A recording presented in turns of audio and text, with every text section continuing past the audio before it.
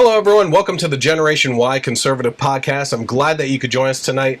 If you're watching right now, it's a little bit early when we're typically doing the live broadcast. We're actually get the opportunity today because of time constraints. A little bit different. So it's a little bit earlier on a Thursday night.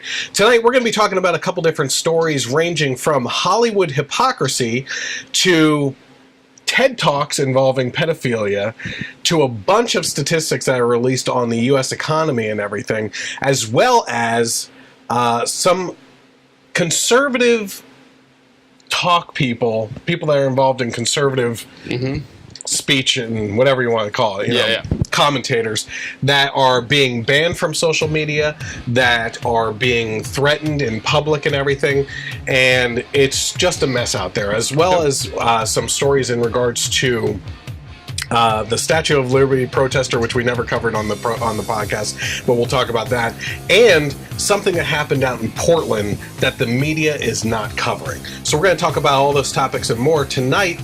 This is the Generation Y Conservative Podcast.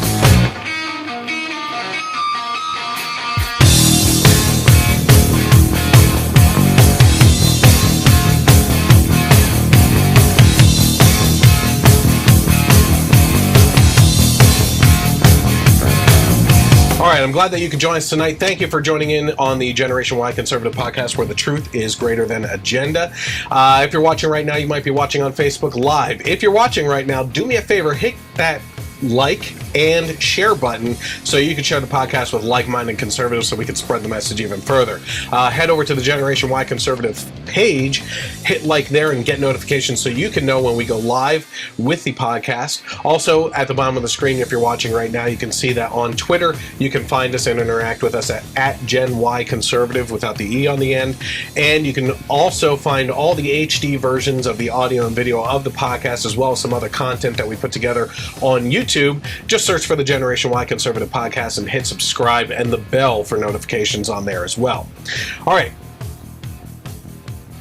Before we get into the politics, or I guess actually it's all politics related. Yeah. So the first topic that we're going to be talking about tonight is something that we've talked about multiple times before in Hollywood. The West Hollywood City Council has voted to remove Trump's Walk of Fame star. Okay, so over the last year, people have been going and destroying his star with like a pickaxe and stuff like that. And vandalizing. And now they officially won. Yep. So it says, this is according to Screen Rant, it says the West Hollywood City Council has voted to remove Donald Trump's star from the Hollywood Walk of Fame. The resolution urges the City of Los Angeles and Hollywood Chamber of Commerce to remove the star due to Trump's, this is quote, disturbing treatment of women and other actions. Other actions is very vague, right? Yeah. But let's come back to that disturbing treatment of women in a little bit. It says Trump star of the Walk of Fame located on Hollywood Boulevard and Highland Avenue has been vandalized multiple times since his presidential run back in 2016. This past month alone, Trump star was destroyed by a 24-year-old man with a pickaxe who immediately turned himself over to police. It was previously destroyed by a man with a sledgehammer in 2016 and has been vandalized with a spray-painted Nazi swastika in the past, among other things. Now the West Hollywood City Council is pushing to have the star permanently removed from the Walk of Fame altogether. Okay. That's what's going on, right? There's more to the story. You can find it on Screen Rant if you want. But let's go back to their reasoning, right? The disturbing treatment of women. This is what we like to say is Hollywood hypocrisy at its finest, right? Yeah. Where did the hashtag #MeToo movement originate? Tinseltown. In Tinseltown, right, yeah. And where did it just... I mean, it has gone into other industries and everything. It's become a cultural hashtag, I guess you could say, across the board for workplace environments and everything. But the dominoes fell in Hollywood, right? I mean, they're falling all over the place. Producers, directors, actors. I mean, it's just all over the place. And they have the nerve to say that he's the one of discern. Like, if that's the case, if that's surely the case, and if that's the case, I'm all for it. Okay. Yep. How many other stars? How many other stars are going to take off of the removed? Hollywood Walk of Fame? Yep. Right. There wouldn't be one left. Well, there might be some female ones. Maybe a couple. Yeah, I mean, some of those would have to come up too, I would think. Yeah, you know? probably. So to kind of go along with that, this real hurts. quick, Yeah. what Trump should do is have one made, maybe even a little bigger, a little better. And then install it in the sidewalk of that White House. No, in the floor of the Oval Office, right between the couches. That would be hilarious. Or like right behind his desk. No problem. Yeah. I got it here. I have the greatest star right here. Yeah. The people love it. Yeah. Billions and millions of people. Yeah. Now, this one actually kind of hurts a little bit. Because, I don't know, do you follow him on social media? I've seen enough where it doesn't hurt anymore because I just know what to expect. He's pretty... Yeah. Mark Hamill. Yeah. Obviously, Luke Skywalker, voice of the Joker on the Batman animated series. Yeah. Even the Trickster on the Flash, the original Flash, and came back on the new Flash and everything too. And he was the guy in Jay and Silent Bob Strike Back. Remember that movie? No, yeah, he was like the villain at the end. That's right. Well, Mark Hamill, if you follow him on social media, he's always bashing Donald Trump, President Donald Trump. I'm sorry. Yeah. Just because you don't recognize him as your president doesn't make him not your president. Yeah. Him, along with people like George Takei or whatever his name. Yeah. Like, they're two Hollywood bigwigs that... Actually, you know what's funny is they're not really big. They just have a big persona that people love. George Takei was completely forgotten until he came back on Howard Stern for his voice, and it was hilarious. Yeah. So it's, he came out in regards to this. He's always commenting on Trump stuff anyway. But Mark Hamill is suggesting that Carrie Fisher replace Trump's star on the Hollywood Walk of Fame. This is also according to Screen Rant. It says, afterward, that President Donald Trump's star on the Hollywood Walk of Fame might be removed. Star Wars actor Mark Hamill suggested that Carrie Fisher should receive a star to fill his place. Trump's actions have no doubt been controversial since he took office, and several celebrities, including Hamill, have taken to social media to speak out against him. Of course they would. Because, once again, they're the ones that are the hypocrites. Mm-hmm. So, taking to Twitter to suggest the idea, Hamill thinks that Fisher should get a star on the Walk of Fame if they remove Trump's. Hamill's comments come on the heels of Trump's star on the Walk of Fame being desecrated once again, and because of the president's comments on social media and in the press over the years, the West Hollywood City Council is planning to vote on the removal of the star, obviously. So it says, an update, the Hollywood City Council has voted unanimously to remove the Walk of Fame star, so it is going to be removed. So last time I saw it was only a move to remove the star. Yeah. Yep. So once again, I'm okay with that, but you should be consistent, which is a hard thing to ask. Even though he hasn't been convicted of anything? Have most of the people in Hollywood? So I mean, Harvey Weinstein, that's about it. Yeah. But there were a lot of stars that fell to the Me Too movement. Yeah. So show a little consistency, show a little backbone, and maybe just start removing all the stars that have been accused in the Me Too movement. Yep. Show some consistency. That's all we're asking. Mm-hmm. Because honestly, this is without a doubt just bias. Oh, yeah. From the Hollywood people, right? Mm-hmm. We were talking before the podcast started and everything that what were we saying? If they had just come out and said, listen, we're sick of fixing this thing. Yeah. So we're going to take it out. If they had said nothing about the women at all, right? If they had just said, listen, this thing keeps on getting vandalized. We keep on spending money. First of all, do you know how much a Hollywood how much the star has to pay for the star? $30,000 to have it put in. So is he going to be refunded? He should be. Yeah. Yeah, absolutely. So they're paying to continuously revitalize this thing after it's being desecrated, as they put, and everything. And They could have just said, listen, we're sick of paying all this. This is ridiculous. Why do we have to keep on spending money on this Walk of Fame star, right? Yeah. We can't keep on doing it, so just to get ourselves away from this situation, we're going to remove the star. Yeah. But instead, they took the route of, well, we got to come up with a reason, probably, and they took the worst reason. Yeah. Instead of that, which is plausible, right? Mm-hmm. You can understand, hey, I don't agree with you in removing the star, but hey, right, it keeps on getting destroyed. You know, when you put it behind bulletproof plexiglass on a wall or something, you know. But instead, they took the worst action. They probably thought it was the best, though, because, you know, if they would have said what makes the most sense, then leftists everywhere will probably start protesting that. Like, oh, you know, it's just to save money, blah, blah, you know. So, there's no pleasing these people. No pleasing liberals? What do you mean? Yeah. Okay, so this is one for Lehigh Valley people. Very important. A South Whitehall police officer faces voluntary manslaughter charges in a fatal shooting. Okay, let me read the story. I'm going to give you a couple perspectives outside of the story because we know people that were involved in this story. And I'm also going to call to action you, if you live in the Lehigh Valley area, to participate in something this weekend that I think is beneficial to this story. So, Allentown, Pennsylvania, South Whitehall Township police officer is involved in a fatal shooting in South Whitehall Township and will face a charge of voluntary manslaughter. Lehigh County District Attorney Jim Martin said at a press conference Tuesday afternoon. Officer Jonathan Roselle, 33, was arraigned Tuesday afternoon in the death of Joseph Santos, who was 44 years old. Santos was shot by Roselle near Dorney Park on Saturday, July 28th, after police received several calls about a man jumping on and damaging cars. Cell phone video shows Santos of Hasbrook Heights, New Jersey, jumping on cars. At one point, he is seen hanging onto a driver's side window of a vehicle as it drives down Hamilton Boulevard. Another cell phone clip shows Santos talking to a police officer at the scene. Santos walks away from the patrol car, but then heads towards the officer. Actually, that's wrong because I saw a video of him walking in front of the police vehicle, jumping on his hood, the police vehicle taking off down the street a little bit into the grass. Yeah. And then he gets off and walks away, and the police officer tries to stop him.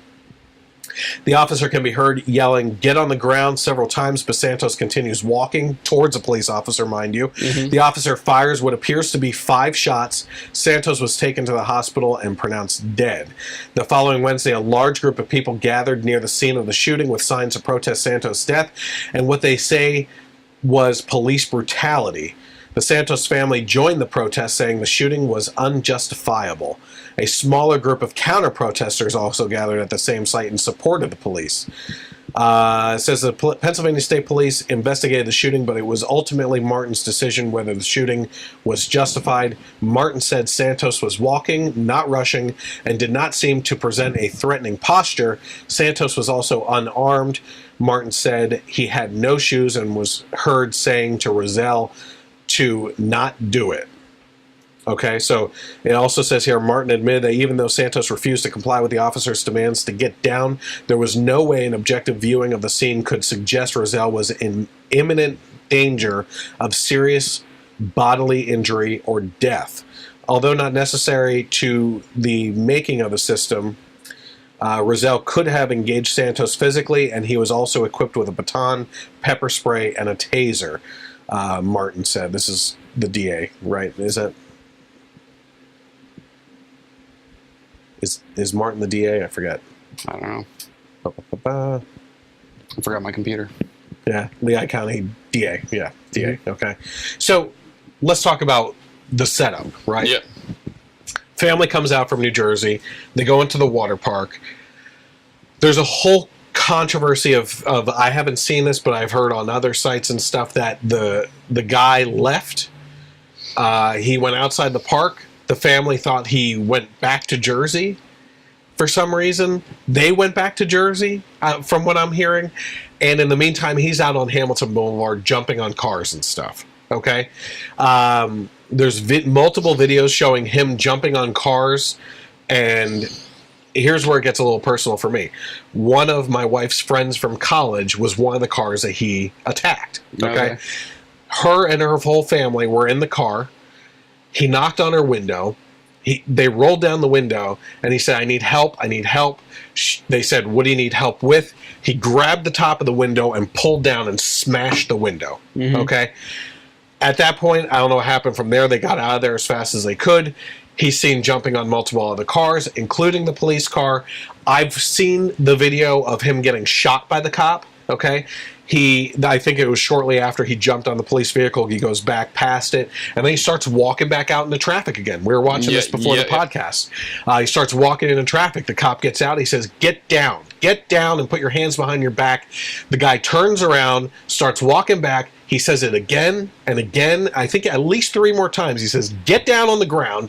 Get down on the ground. The guy keeps on walking. He's not, I wouldn't say he was rushing at the officer at all. He was walking back at him. Didn't stop. Didn't get on the ground. He got shot. Okay? If you take everything in context, and this is just speculation from me, looking at this guy on all the other cars, hanging onto a driver's side mirror and riding the car on the side down the road, jumping on other cars, breaking windows and everything, not responding to the police officer, this guy was on some sort of drug. Yeah. He clearly thought he was still inside Dorney Park. Yeah. And that was a ride. Yeah, no kidding. Like, this guy, if you watch these videos, cars. Trying to get in. If you watch these videos, this guy is obviously on something. It's not. I'm talking like short of bath salts type stuff. Not chewing people's faces off, but maybe could have. I don't know. Here's the problem I have. We live in now an anti-police officer environment. It's a hate cop environment right now, and no matter what this guy does, he's going to be viewed as doing it wrong. He could have tackled the guy. He would have gotten some scratches and people would have complained. You know what I mean? No other profession right now that I see do they get criticized like cops get criticized, right? If you say that a teacher did something wrong, they could have done something a different way. Whoa. You don't know what it's like to be a teacher in a classroom with that many kids, right? Name any other profession. I mean, seriously, teacher is one that comes to mind because it's public service and everything. But, you can't criticize any other profession. But one where it's actually life and death, you're allowed to jump in and say, he should have done things differently. Well, multiple people in traffic were being assaulted, right? His car got assaulted. He repeatedly demanded this guy to get down on the ground, and he was walking right towards the cop. Right? Now, I know a couple police officers, okay? One that was involved in the training of this guy at one point in time, the police officer, right? I am told by police officers, and this isn't just from this incident, this is things I've heard over the past, right? Is that people on these kind of crazy drugs will not respond to tasers. Okay. If they're not going to respond to tasers, I can guarantee you pepper spray ain't going to do anything either. It has something to do with the muscular system and everything. Everything can shut that stuff down, right? I don't know if this guy was on drugs. I believe that there's an investigation still ongoing for that. So that's just speculation just on the actions of the guy. Because what was he doing out there? What was he doing out in the middle of traffic doing this stuff, right? And do we really think that if, let's say he used his baton instead, if there's video of him just beating the crap out of this guy, that there wouldn't still be protests and everything? Absolutely, yeah. So Gary's saying here, rest in peace and prayers for the family. Nobody should die for mistakes. That said, when you play stupid games, you'll win stupid prizes. If you're approaching an officer and not complying and have been reported as posing a risk to the public lives, the officer has to make decisions. Pepper spray and tasers are not 100% reliable. That's just what we talked about. On top of that, to kind of go off of a couple things that he was saying, number one, we've had this conversation in the past. Remember, we, at one point in time, didn't we take a video of people in the black community talking to their kids about how to appropriately respond to police when they get pulled over? It's like, they call it the talk and everything. I don't know about you. A lot of white people that I talk to, specifically about this, have had the talk, and they're white. Yeah. You know, my parents always told me, if you get pulled over by the cops, if you get questioned by the cops, you do everything that they say to a T. If you are not guilty of something and have to go to jail, you will be all right eventually, right? Yeah. But when you don't comply with an authority figure, crap goes wrong. Yeah, for sure. You know what I mean? So it's not just the minority community that has to have the talk about police officers. You need to understand that, first of all, this is a two-way street, right? When you're talking about cops, there's two roles that need to be played in that society situation or cultural situation. Number one, as a police officer, you need to know the limits of the law. You need to know how to proceed with a situation. That's what all the training is about, right? Yep. On the other end of that equation, you as a citizen have an obligation to know your role when confronting an authority figure. Yep. And that is, you don't mouth off to them. Okay? We've talked about this in the past, that I think that it's the problem with the clash between minorities and police. There's certainly racist police out there, sure, right? I think that they're in the minority. But there's also a generation of people that were brought up by their parents that were told the police are out to get you. Yep. That's why you have to put your hands on the wheel and look straight ahead and don't move. The police are out to get you because you're black. That's it, right? So now you're growing up from a young age thinking, these cops are all bad. I don't want anything to do with them. I'm not even going to call them when I'm in trouble. They're out to get me, right? So what happens? We have this mixing with a generation of entitlement, right? And this overabundance of ego with the millennial generation. So they're growing up thinking cops hate them, and what do? I'm going to tell them exactly how it is. Oh, we're going to see some videos later of protesters acting like children that are in their at least 20s, probably 30s, some in their 40s, right? Yep. And they're just like, I don't care what the law is. I'm going to do whatever the hell I want to do. Sure. You know? So now you mix this, the cops hate me, with I'm going to prove something about that, and they mouth off to cops. Yep. And they try to prove a point to them, right? Because I think in their mind they're thinking, I'm going to be the generation. I'm going to be the change in this generation. I'm going to show the cops what's really going on. You don't.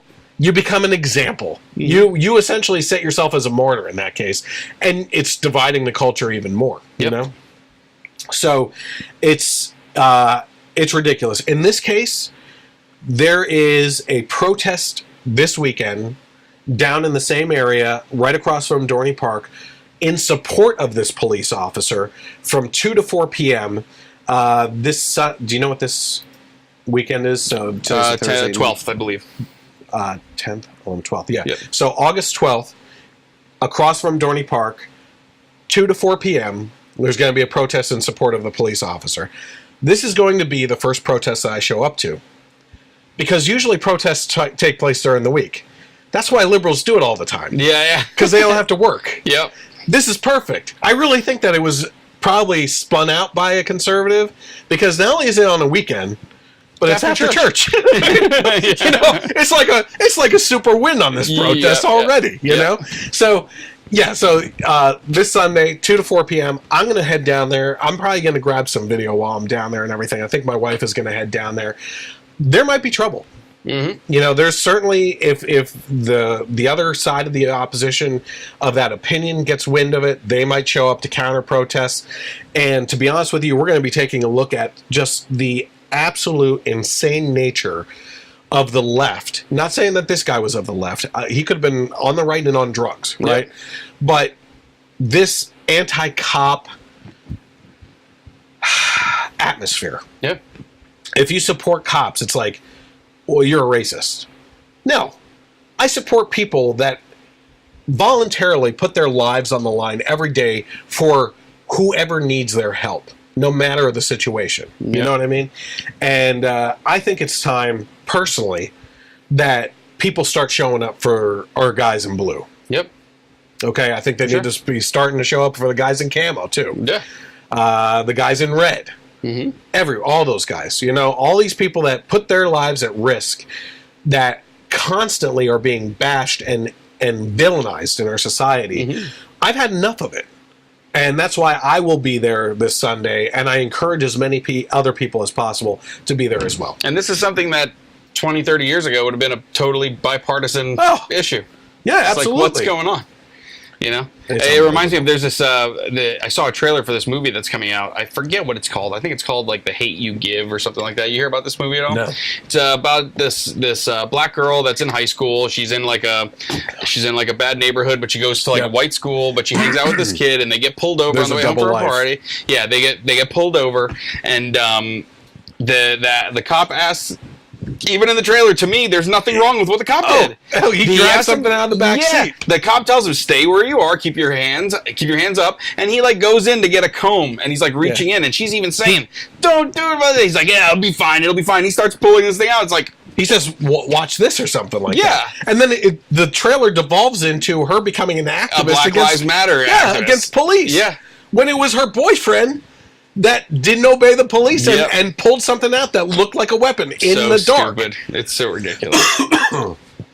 That stuff drives me insane. Yeah, because then it's just pushing the narrative more. That just makes no sense. You know? I mean, we've all seen movies about racism and Mississippi burning and stuff like that, and it's awful, and I'm on board. Yeah. But this makes no sense. Yeah. It just, you know? Unbelievable. Hey, speaking of violence, Chicago over the weekend. I don't know if you know this about Chicago, but they banned guns, firearms, okay? Yeah.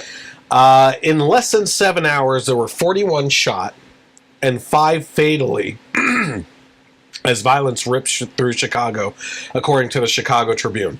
This has to be fake news. There's no guns in Chicago. There's no firearms there. Yeah. So how could this possibly happen? Yeah. Doesn't make any sense, right?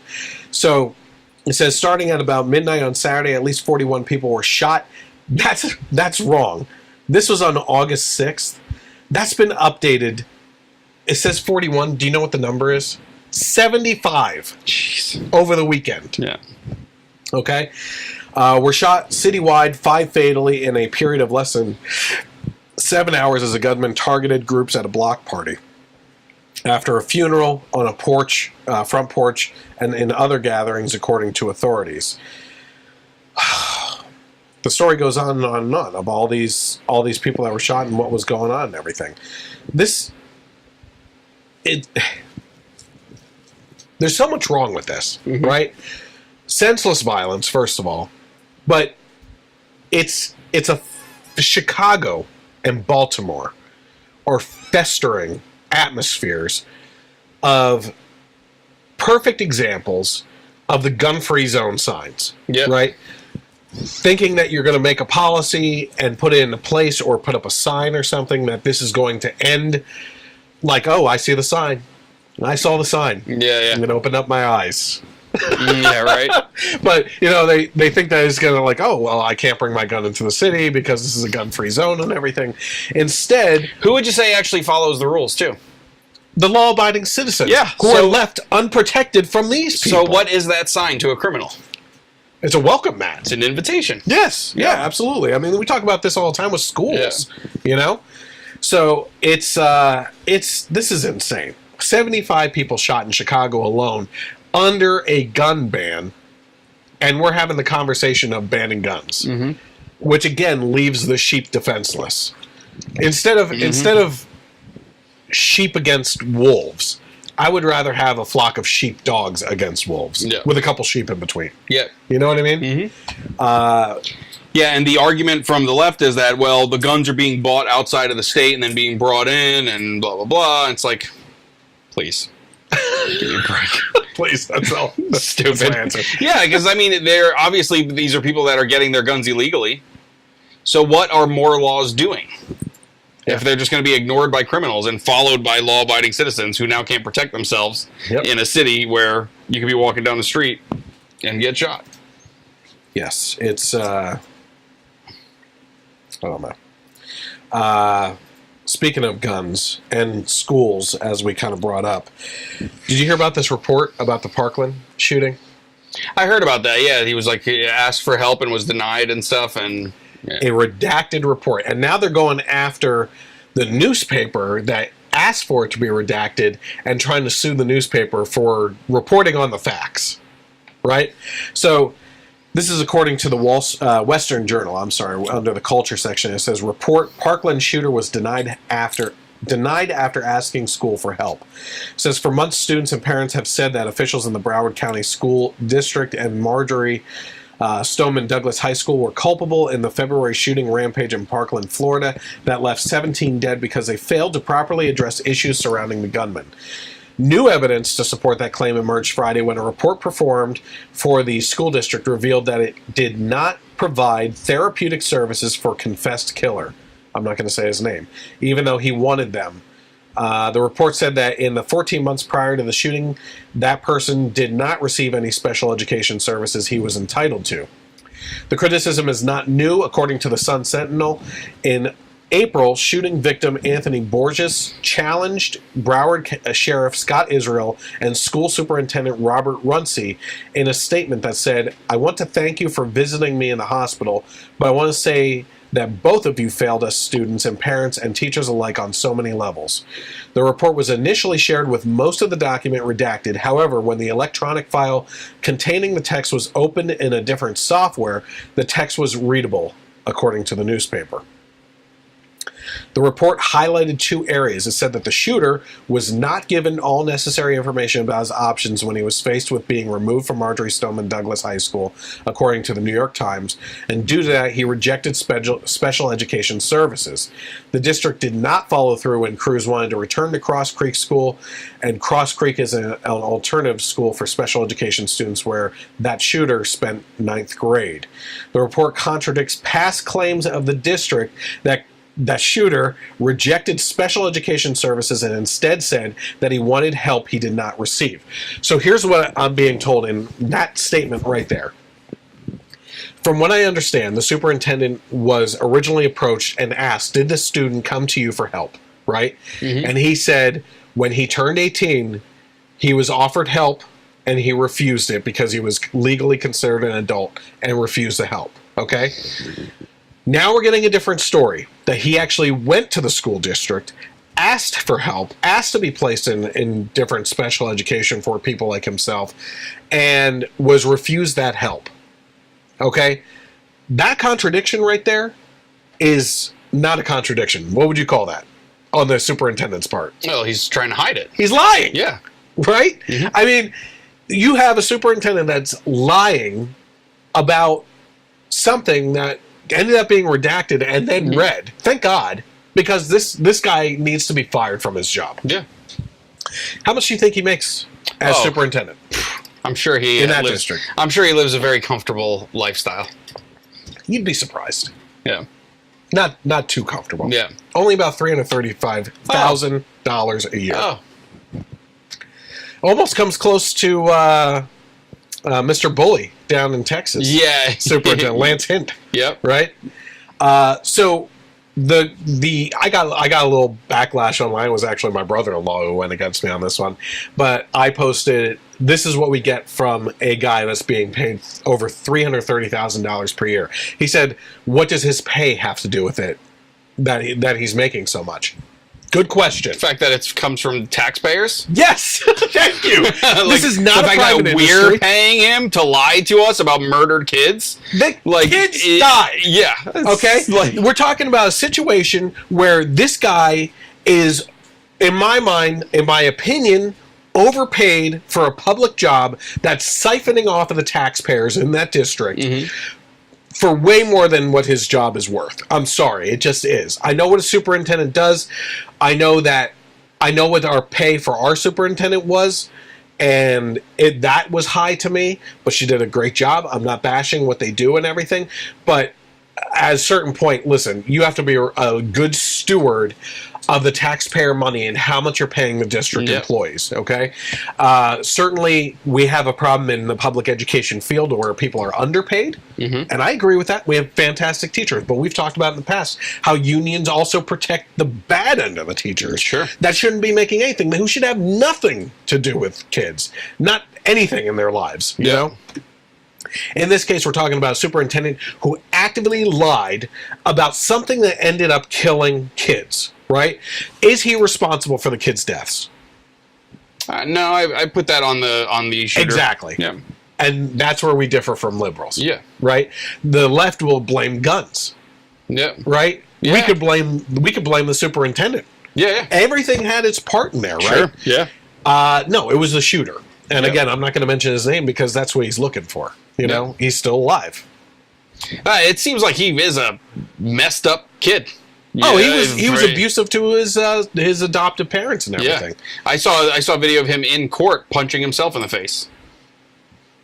Like, he asked for help and no one gave it to him, you know? Yeah, exactly. Not to make excuses for him at all, you know, but, I mean, it's crazy. I honestly can't believe it. I mean, between this story and the trickle out of things that keep on coming out. From the Vegas. And the Vegas shooting.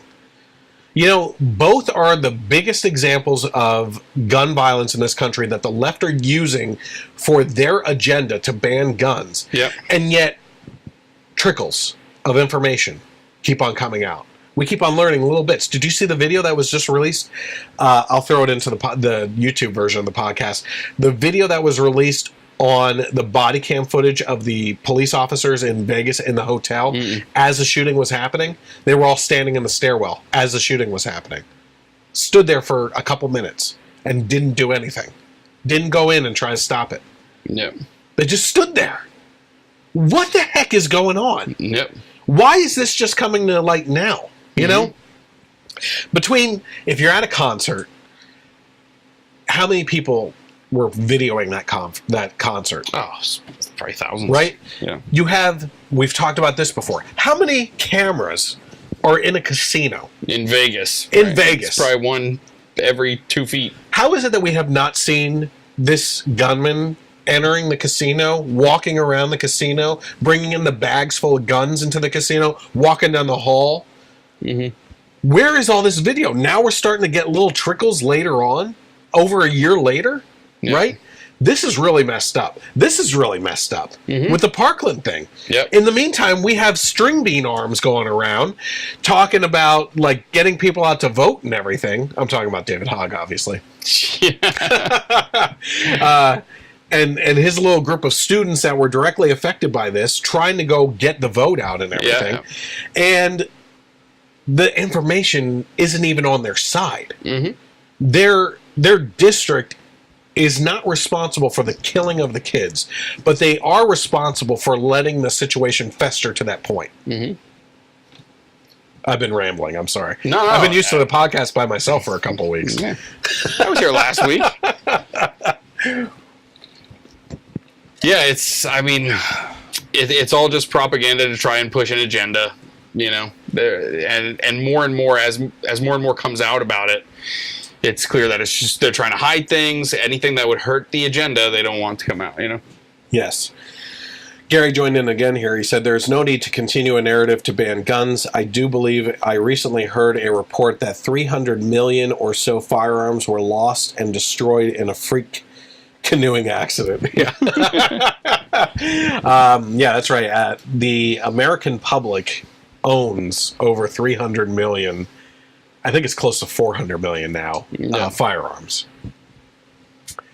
And that's why Russia will not invade us. Yeah. They've talked about it, and they've also talked that we have guns. Yep. So they won't do it. Okay.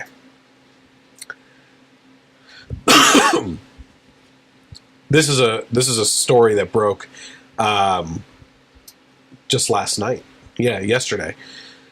Children, this is according to Unbiased America. You're not going to hear these kind of details anywhere else. This is really crazy. The headline from the AP reads this: "Man at compound accused of training kids for school attacks." That's what the AP reads. Yeah. So what do you think leftists were tweeting out yesterday, or last night and today? Oh, more gun violence is going to be happening at schools. We got to ban all guns. Yeah, who's responsible? Probably crazy white people. NRA, Dana Lausch. Or Lash, right? And everything. That headline is a little misleading, or doesn't have as much information as it probably very needs. stripped down. Oh, yeah. Because here's what actually happened. It says, children rescued from New Mexico compound were being trained to commit school shootings. This is according to Unbiased America. Prosecutors say that the 11 children found in a filthy makeshift compound in New Mexico were being trained by Siraj Ibn Wahaj, to commit school shootings. Wahaj took his son from the boy's mother in Georgia last December and never returned. The boy was not among the 11 rescued children, but human remains have been found, though they have not yet been identified. They think it's him. He would be 4 now. Wahaj and 4 other adults also face felony child abuse charges after a raid by authorities. The adults are believed to be the parents of the 11 children, whose ages range from 1 to 15. It's not yet known what the motive was for training children to conduct school shootings. However, one source told CNN that the people were radical Muslims.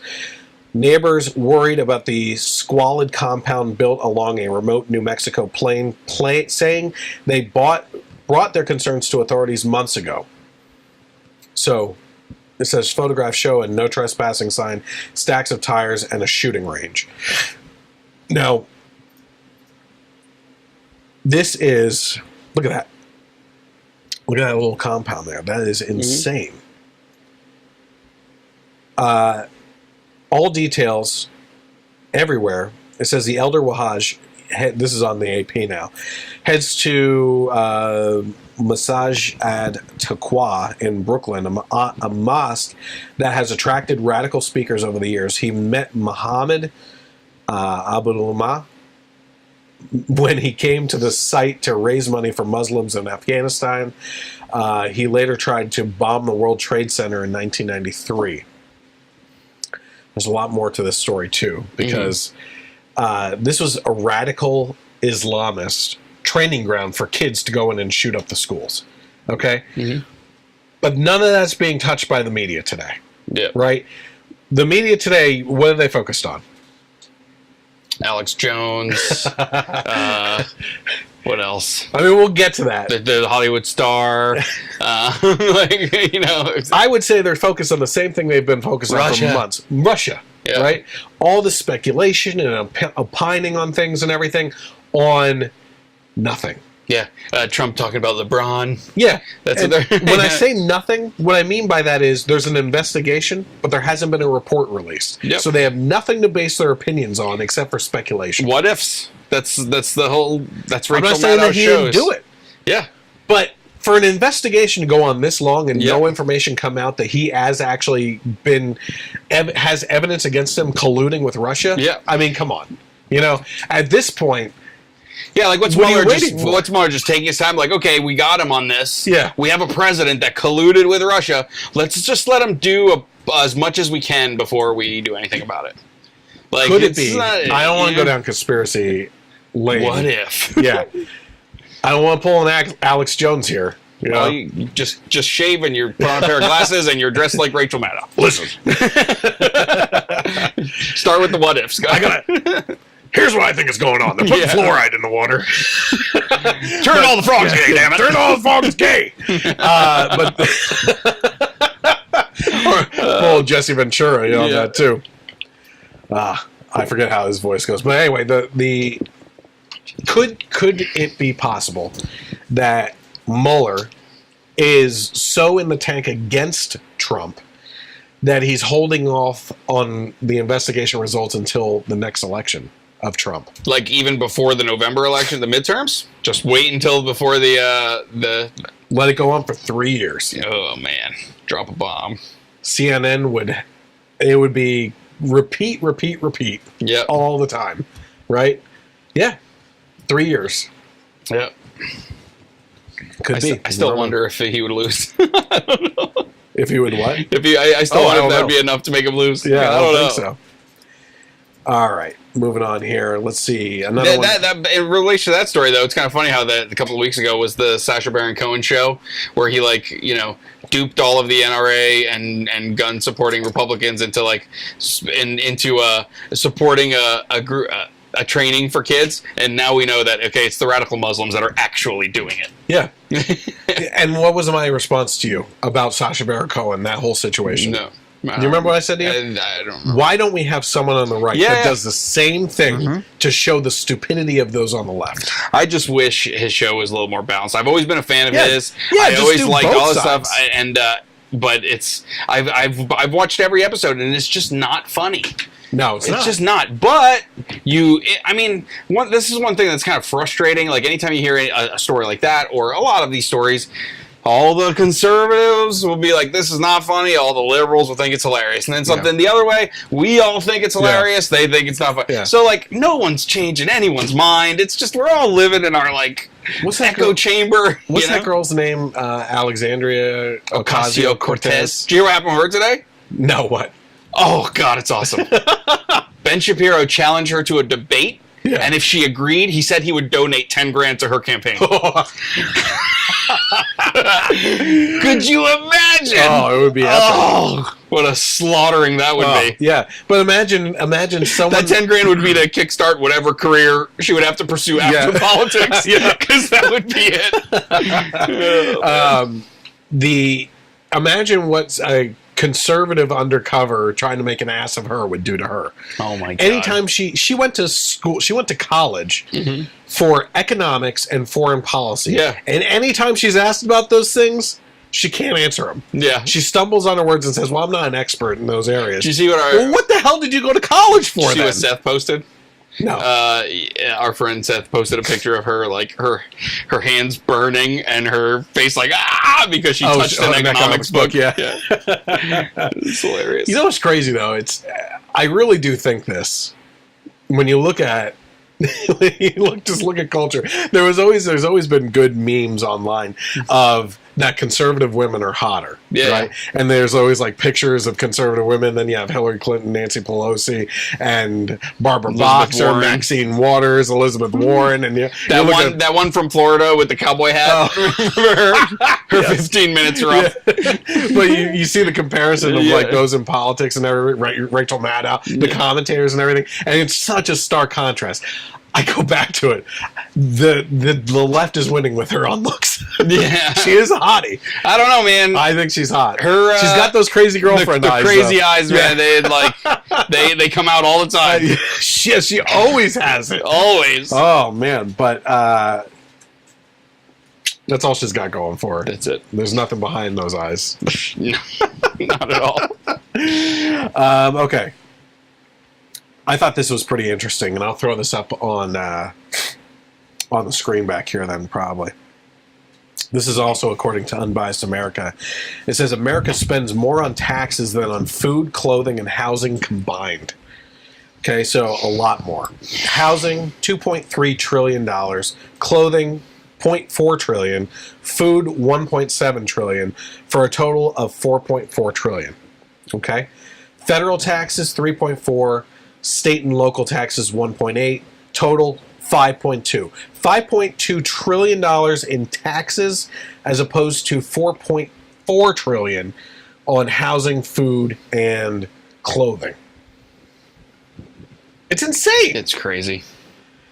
I always keep on going back and thinking to the fact that we had the literal Tea Party in the Boston Harbor. Yeah. Over a 1% tax increase. Oh my God. You know what I mean? Yeah. And compare that to today, right?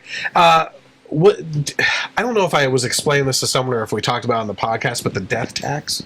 Did we go over that? We did talk about it. Yeah, about how like you're taxed when you make the money, You're taxed when you spend the money, you're taxed when you invest the money, and then when you die, you're supposed to give the half of what's left to the government under the death tax, right?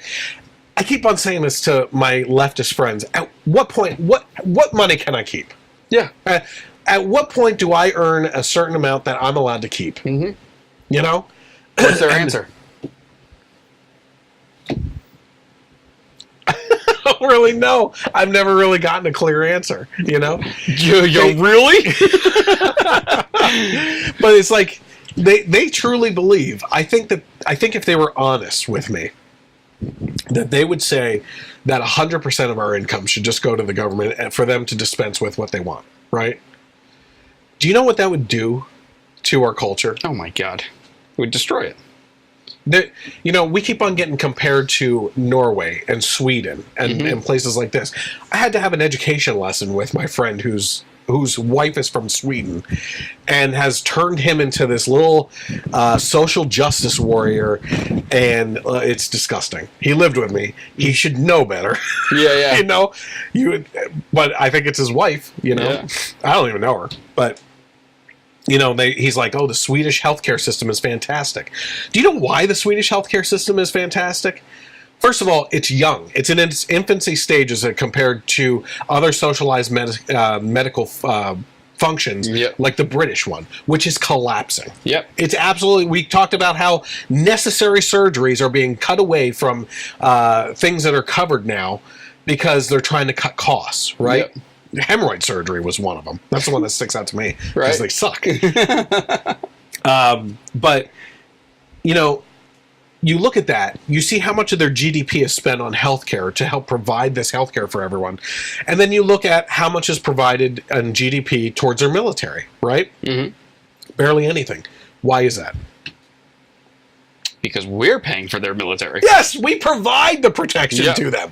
These countries that benefit from socialized healthcare are riding the coattails of us and relying on us to provide them protection so that they don't have to pay for that kind of stuff. Yeah. And then if we don't provide that protection to them for their country, we're the enemies. Oh, yeah. Right? On top of that, it's like I said, it's in its infancy. It's going to collapse. I think there were multiple other points I tried pointing out to him and everything, that it's just when you open up a socialized healthcare system to everyone, right, you have a flood of people coming in for menial things that they shouldn't be going in for, blocking up the system, and then the cost of it collapses the whole system. Yep. It's ridiculous. But yeah, the tax thing is crazy. I remember there was some show that I think it was that show Sleepy Hollow, where the guy comes back from the past, into present day. Yeah. And he's like with a detective, and he goes into a store, and he's like, "Did you know there was like a 7% taxation on bread? Why aren't you people rioting in the streets?" It's like, yeah. Do they tax bread? No, I don't know. Food. Just whatever. Yeah, sorry, it might have been something else. I hate to call you out on that. But whatever. Well, no, I think the point that I was going to make before when I got stumbled on that is that taxes. Like, it would be one thing if we had politicians that were good stewards of our money, right? Mm-hmm. The question I think Unbiased America released at one point in time was, are our taxes properly spent? No. First of all, it's always said by people on the right, and it's like bashed by people on the left, the government should be living up to a budget every year like we do in our houses, right? Yeah. If you don't have it, you don't spend it. Yep. Right? You base what you're going to do based on how much income is coming in, okay? Mm-hmm. Which goes right back to the point, how are you going to have open borders if you can't track how many people are here, how many should be paying taxes, who's paying taxes, and it's a mess. Yeah. Their ideas conflict with each other, right? So not only do they tax us, they overtax us, and then they go and spend it on frivolous crap, right? A couple $1 million on research for grants or grants for research on the mating habits of salmon out in California. A couple $1 million for turtle tunnels going under roads. Like the turtles know to seek out these tunnels instead of going up over the road, right? Yep. Couple $100 million, I believe, for an airport out west that was a political favor to a politician for people to use this airport that was built specifically for them, that's used maybe once a day. Yeah. Right? It would be one thing if we could rein in this control on taxes and say, this is what the government's here for, and they should be paying for this stuff, right? Yep. And I really mean, I'm not talking about taking a scalpel. I'm talking sledgehammer, a pickaxe, and a fireman's axe. Treat it like Trump's star. Yeah, seriously, beat the hell out of this budget, right? Yep. Get down to what we're supposed to be paying for, right? Yeah, now. The government's only supposed to be providing us with things that we can't provide ourselves. Anything else you should take care of on your own. Yes. And if we could get that down, taxes could be cut and we could still be making a surplus. I guarantee it. Yep. Right? This is another interesting thing for you. Alexandria Ocasio-Cortez, right? Mm-hmm. She said that we should have Medicare for all. Yep. Okay? In order to do that, we would have to allocate, I think it was 10% of our GDP towards that alone, right? Mm-hmm. And some newspaper broke it down and said if we got rid of all these things and allocated it all towards that, and I'm talking like you're running through the list and you're like, okay, and they did it like this, like if you eliminate this, do you think it would help towards that? If you eliminate this. In the end, if you took that whole list of major expenses that we have in our budget, right, and put it all towards that, you're talking about 4.2 trillion as mm-hmm. opposed to 4.2% of that 10%. Yeah. Or I'm sorry, because that's wrong math. 4.2% in relation to the 10%. Yeah. Not of the 10%, right? It's impossible. Yeah. The amount that you would need. And they're going to pay for it not by taxing any of us regular people. It's just the rich and wealthy that they're going to tax. That's it. In order to support and those rich and wealthy will not then pass it off as layoffs. Yeah. They won't take jobs overseas. Never. No. Why would they do that? Why would they do that? Is they like, oh God. They actually said that over the course of 10 years, you would need the GDP of the world to pay for this. Yeah. Everyone in the world, right? For America alone. Mm-hmm. This is ridiculous. They don't get it. There's so many other opportunities to lower the cost of insurance. Yeah. Open borders for states, competition between insurance companies. Yeah. See that? We're for open borders too. Yeah. In the healthcare industry. How about this one? Tell me which news sources you heard this reported on. According to Unbiased America, unemployment rate falls back below 4%. Hispanic unemployment rate hits all-time low. Okay.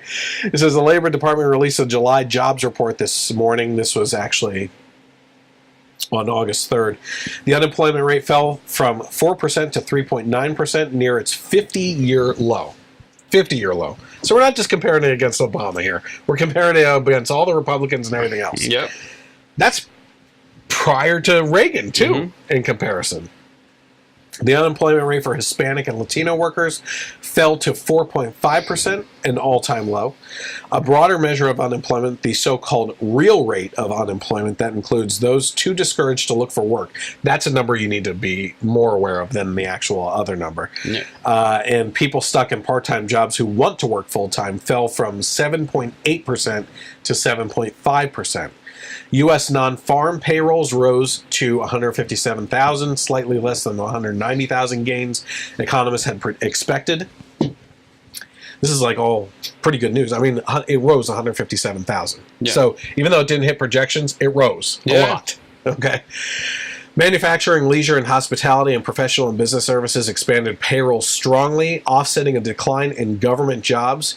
The category for toy and hobby stores fell by 32,000 workers, and economists say that the closing of Toys R Us stores chains is to blame for that. It says the May and June job growth was revised, so that's unfortunate if it was down, but it's actually revised upward by 59,000.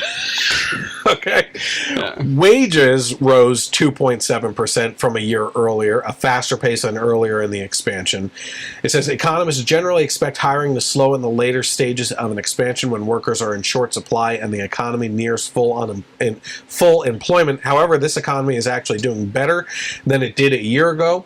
Through the first 7 months of the year, employers added an average of 215,000 jobs a month, and an unexpected acceleration from the last year's average through July of 184,000.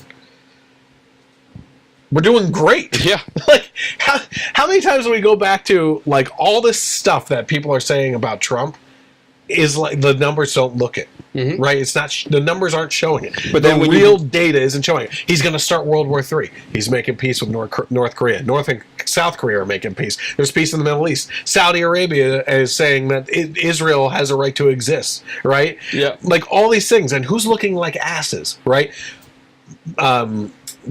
Merkel. Yeah. Right? Trudeau. Right? sometimes the people in Britain. May, yeah.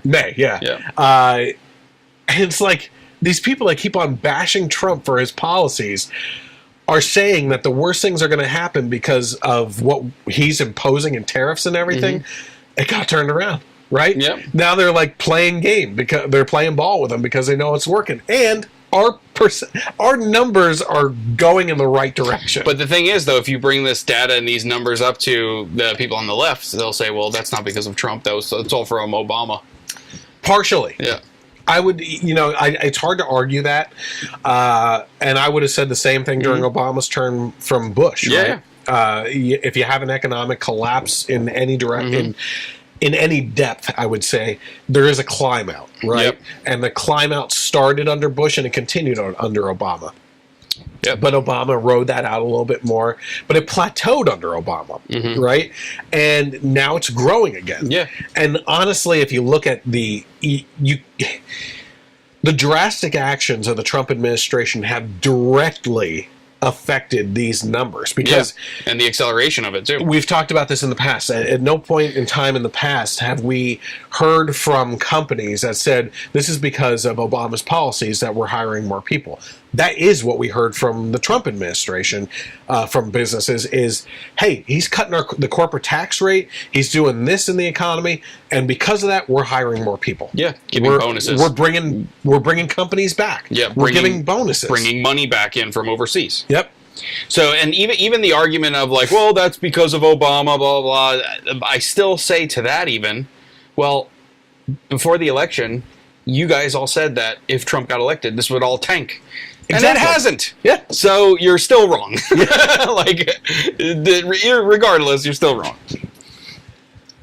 Ocasio-Cortez is the shining example of, are we really teaching economics in high school anymore? I know. These people, they keep on saying, if you do this, this is going to happen. And they're proved wrong every single time. Yep. How Reagan is still bashed for the term trickle-down economics. Yep. But this is what we're seeing. Yep. This is a direct result of what we see when we help those at the top. They help all those that they hire underneath them, right? Yep. And that's so many different levels. It's not just an employer and the employee. It could be, the president of a company who owns the company, and then there's franchises. Those franchise owners have employees. Those employees could have their own businesses that they run off to the side.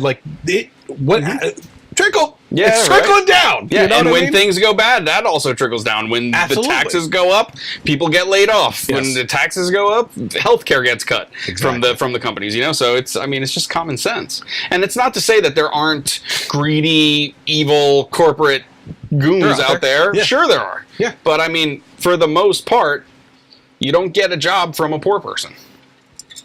Yeah. Atlas Shrugged. Right. Ayn Rand. In that book, it's a thick book. It took a long time to read. One of the characters in that book said that the term that's used by the left all the time, that money is the root of all evil, is wrong. It's the wrong approach to looking at the situation. Money is not the root of all evil because money is the physical representation of blood, sweat, and tears and work. Yep. Because that is the manifestation of what comes from that, right? Yep.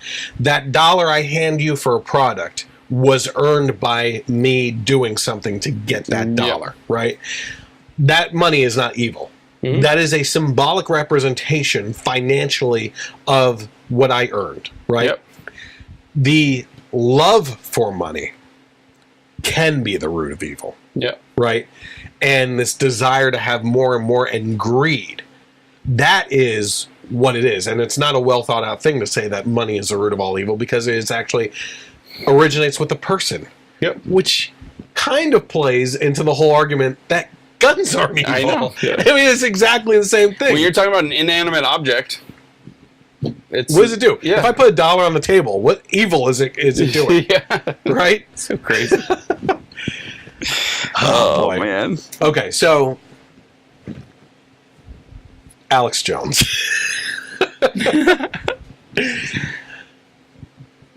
I'm going down conspiracy theory territory here.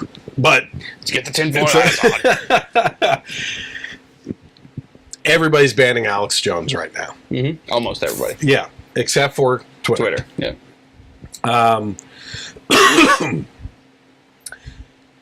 I don't know exactly what started this. Mm-hmm. There's multiple lawsuits out there against him and everything. I know that Facebook, YouTube, right? YouTube, yep.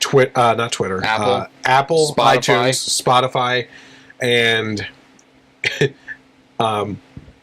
Pinterest. Pinterest is blocking him, right? Because you can't get those gay frog ideas. Yeah. You can't pin all those gay frogs on lily pads for your garden. Yeah. Floating in the fluoride water. Right. All the shrimp coming up to the top and committing suicide with the birds. But oh my God. This guy, he's despicable. Yeah. He is despicable. And he tries to get away with both sides of the equation when it comes to his entertainment, right? Yeah. He'll tell you that what he's saying is true, and you need to be aware of this. You need to understand what's going on. But then when he gets called out on horrible things, like saying the Sandy Hook incident was staged with actors, and that those kids weren't really killed in a school shooting up there, right? When he's called out on stuff like that, he'll say, I'm here for entertainment. I'm trying to entertain people. I'm playing a role here, you know? So he tries to get away with that while also saying the other end, which is, this is all true. Yeah. Fluoride, making the frogs gay, you know? And NASA's bringing the colonies of people, of children up to Mars to be used as sex slaves. That's true if you actually watch the video. There is a funny video of just his rants cut together. Oh. There's multiple good throw ones. One in. Yeah. Throw it. But here's the thing. This is a complex issue, okay? First of all, right off the bat, this is another example of hypocrisy from the left. Mm-hmm. Here's why. Net neutrality. Why is the left for net neutrality? Because they want the internet to be free and open.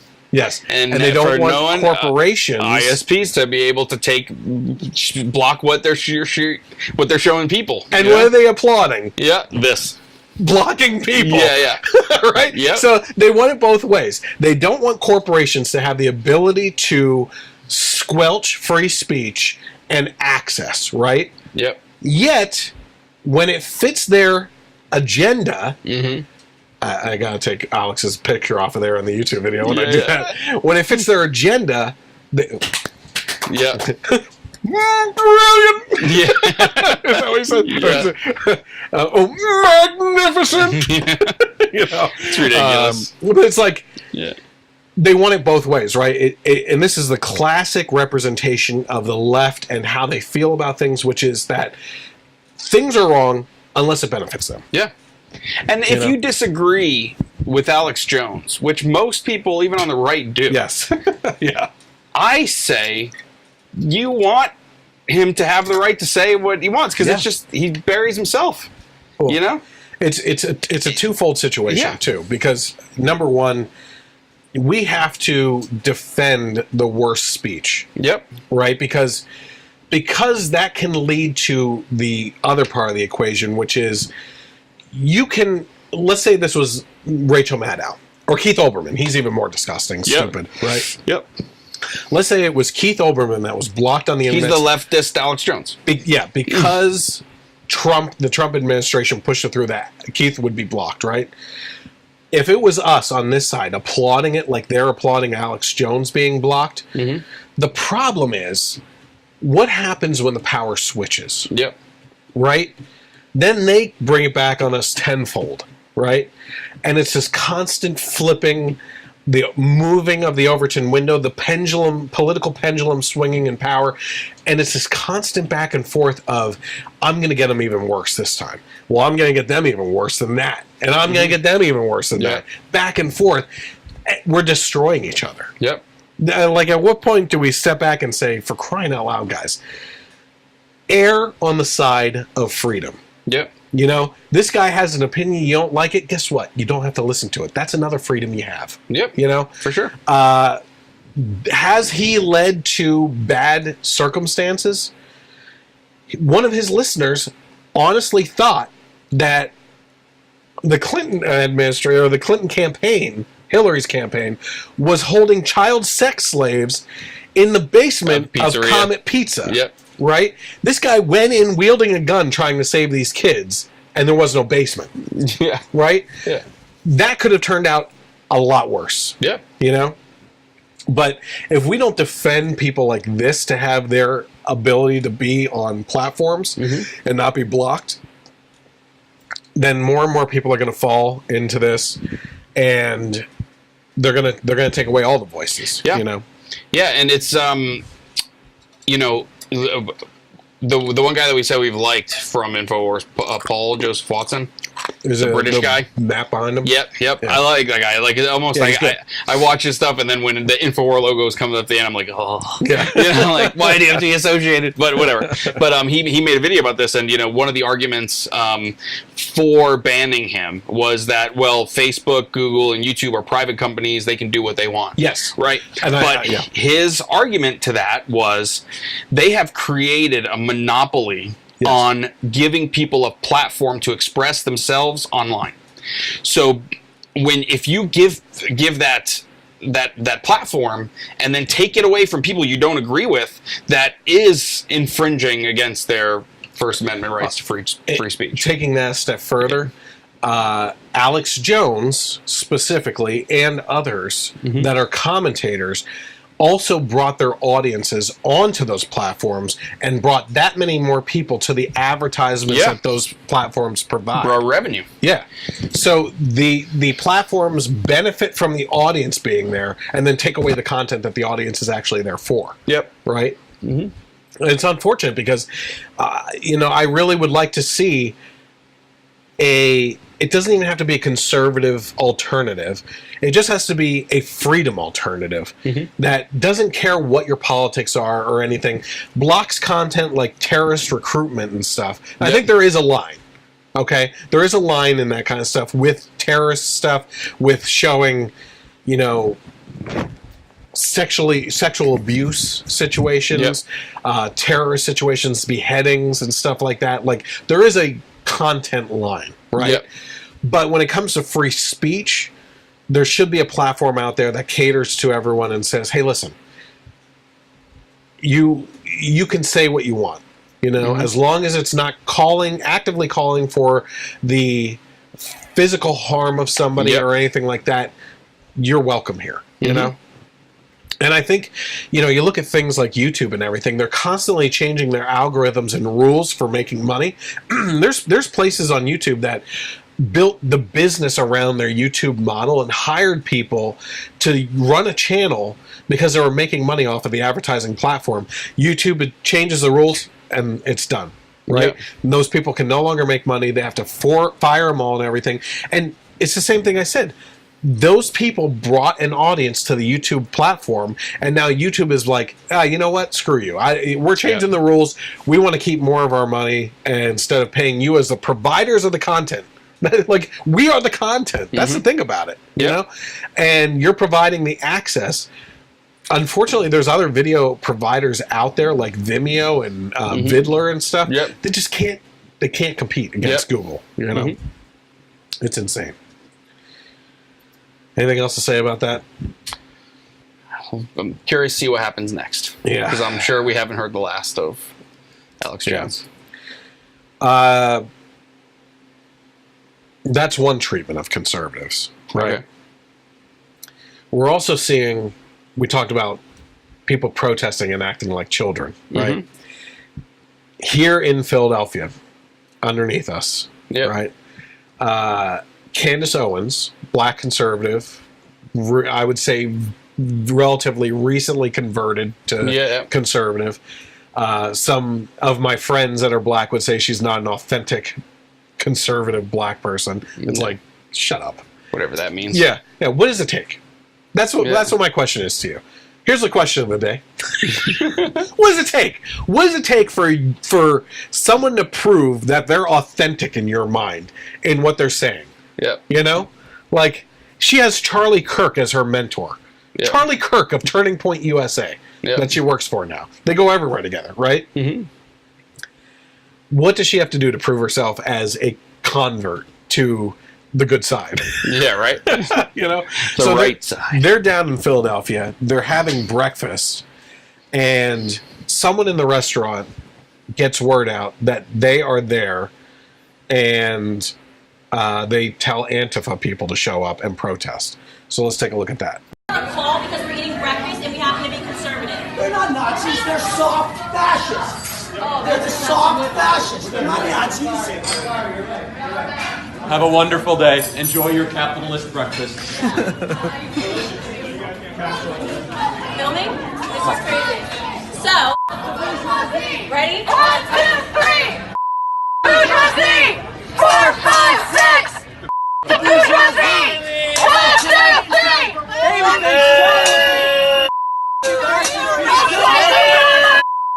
Fascist piece of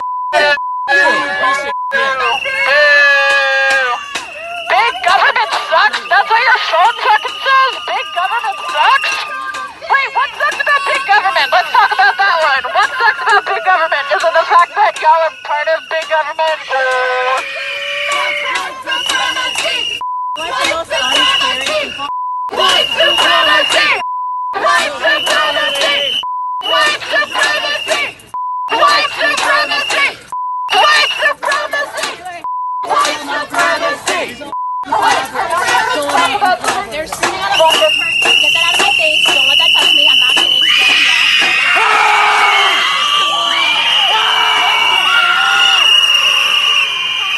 Wow, that's...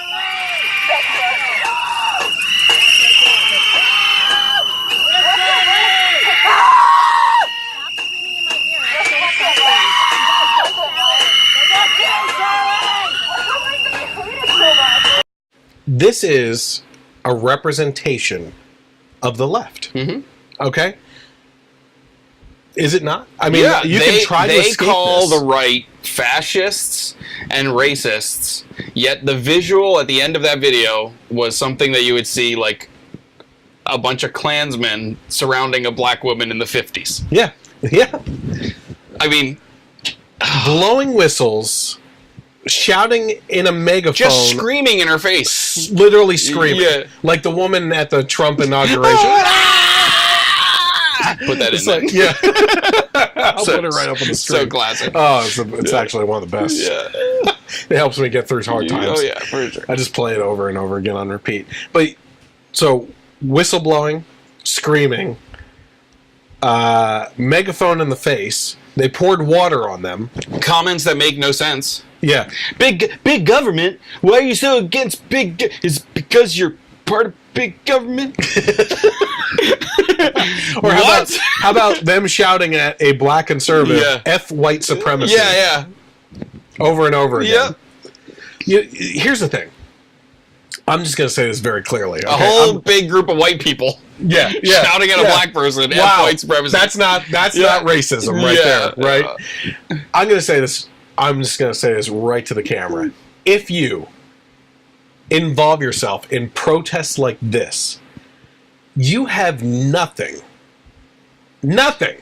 constructive to intellectually argue with someone. Yeah. You are incapable of having a civilized, intellectual conversation on policy, culture, or anything else, and you have devolved yourself into the mannerisms of petulant children that are screaming for attention because they didn't get a cookie, okay? This is the immaturity of the left. This is just one representation that we're looking at of a couple today of what the left has become.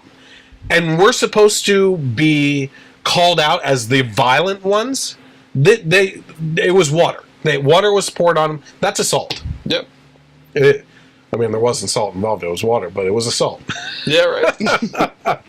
But the immaturity of these people, that their idea of winning an argument is shouting over someone. Yep. Until the other person just gives up and goes away. Yeah, where do they come up with this? Yeah. That wins the argument. I don't have an answer for you, Chris. And how... We've talked about this before, about the stupid people wearing pussy hats, right? Mm-hmm. What is the next generation seeing?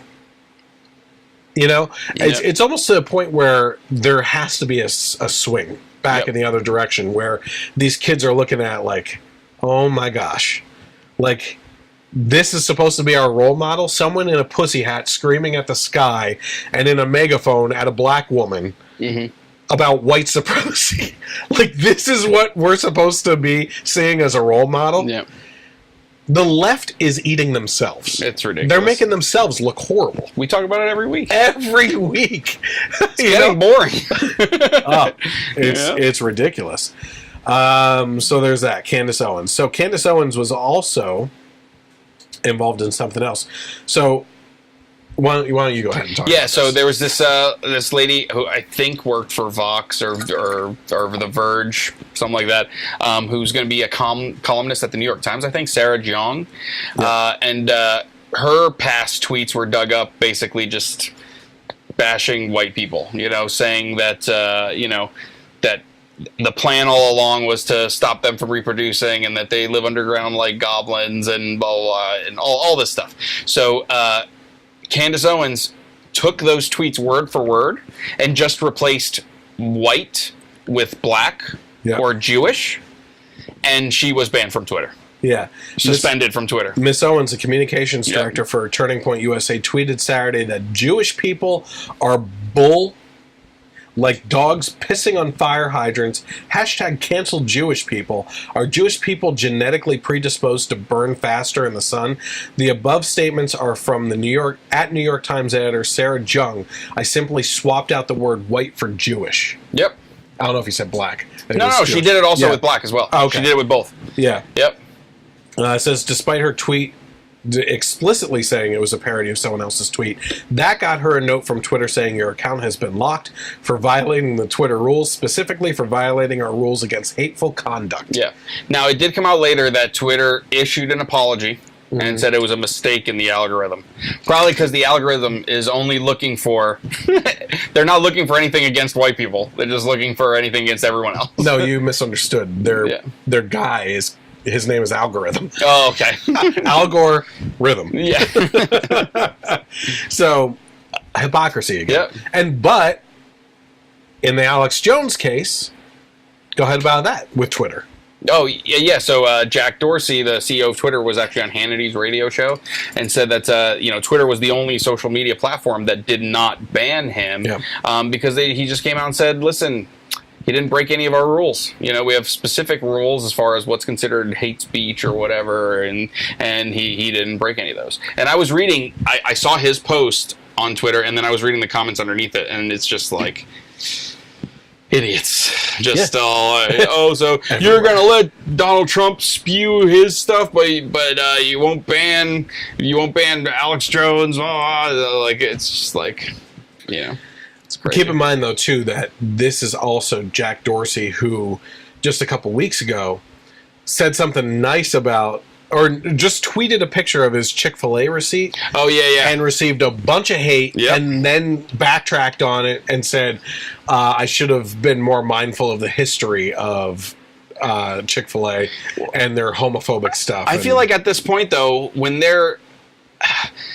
I feel like there's like maybe a 20% chance that that's a sincere response, or an 80% chance he's like, all right, I stepped in a landmine here. I stepped in some dog poo. Now I got to get it off my shoe. What can I do? I got to put out this statement to appease these morons, And the new thing is The Rock this week. Did you hear what happened with him? No. He went to an aquarium, posted some pictures with the animals. Oh my God. The comments from the animal rights people and the vegans and everything, like, you should be more mindful if you really care about animals as much as you say you would. The seal that he was like put out a funny video like with a seal where it'd like clap and it would talk and stuff. And this should be in the wild, not in an aquarium full of chlorine, going blind, blah blah blah blah.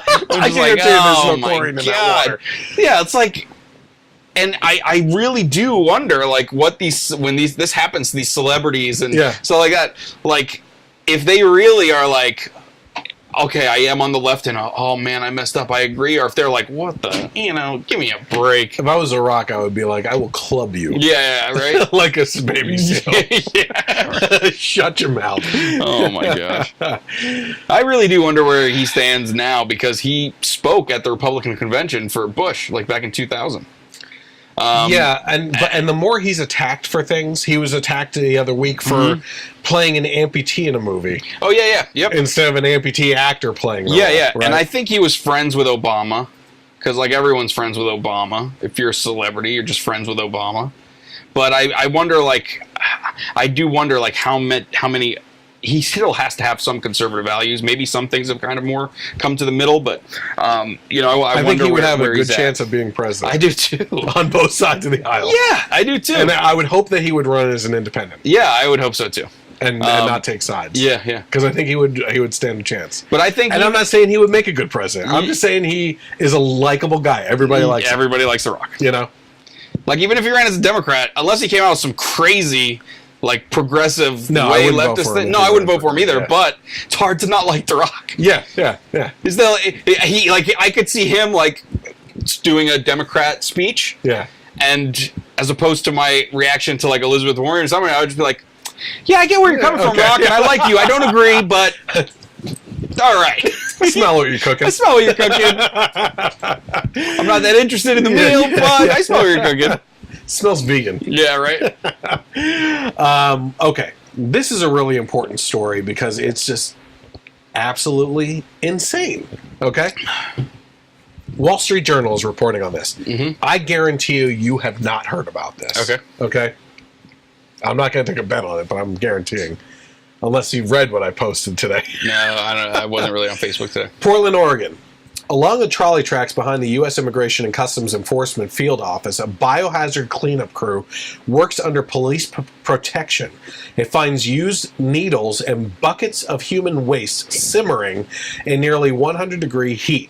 The smell of urine and feces fills the block. For more than 5 weeks, as many as 200 people have occupied the site to demand ICE's immediate abolition. They're gone now, but the community is left reeling. 38 days out of government-sanctioned anarchy will do that. Government-sanctioned anarchy. Wait until you hear this, why they say that. So this isn't about San Francisco. This is Portland, Oregon. Okay. A mob surrounded ICE's office in southwest Portland June 19th. They barricaded the exits and blocked the driveway. They took them hostage. Okay? That's what they're trying to say here. They sent guards to patrol the doors, trapping workers inside. At night, they laid on the streets, stopping traffic at a critical junction near a hospital. Police stayed away. At this time, I am denying your request for additional resources, the Portland Police Bureau's Deputy Chief Robert Day wrote to federal officers pleading for help. Hours later, the remaining ICE workers were finally evacuated by a small federal police team. It took the federal police team to come in and do it. The facility shut down for more than a week. Signs called ICE employees Nazis and white supremacists. Others accused them of running a concentration camp and demanded open borders and prosecution of ICE agents. Along a wall, vandals wrote the names of ICE staff, encouraging others to publish their private information online, like addresses. Yeah. Federal workers were defenseless. An ICE officer who asked that his name not be published told me one of his colleagues was trailed in a car and confronted when he went to pick up his daughter from summer camp. Later, people showed up at his house. Another had his name and photo plastered on flyers outside his home, accusing him of being part of the Gestapo. Where were the police? Ordered away by Democratic Mayor Ted Wheeler. Ted Wheeler, the mayor, told them not to go. Guess what he doubles as, besides mayor? Police commissioner. Oh my God.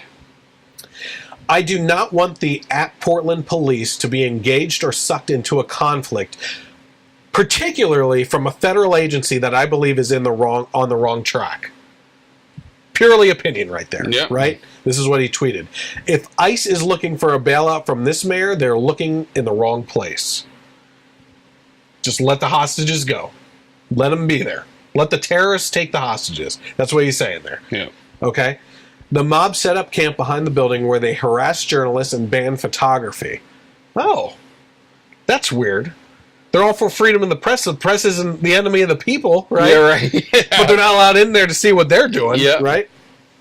The Open Border Advocates also erected an 8-foot wall around their site. Oh, another for walls. Yeah. Big, beautiful walls. An ice facility. Oh, my God. They're protesting the wall at an ice facility by building a wall. I walked through and saw young children, including infants, in squalid conditions and 90-degree heat. Every American flag... This is the Wall Street Journal, not a conservative source, right? Every American flag was defaced. Anarchist and communist flags were unsoiled. Says Stuart Lindquist, the ICE facility's 79-year-old landlord, visited his property on June 21st. The political powers in the city of Portland have stopped the police from doing what they normally would do.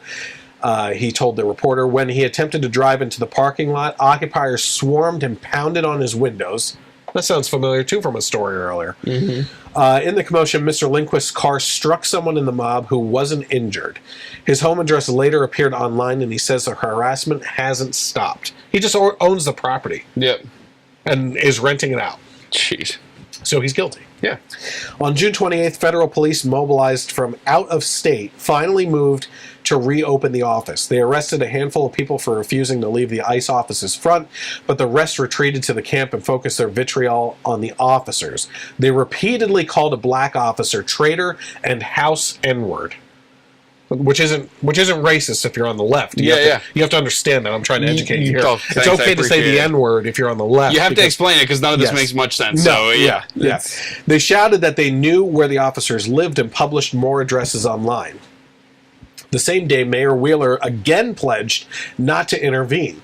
In a statement, he whitewashed the lawless behavior. He said, I join those outraged by ICE actions, separating parents from their children, and support peaceful protests to give voice to our collective moral conscience.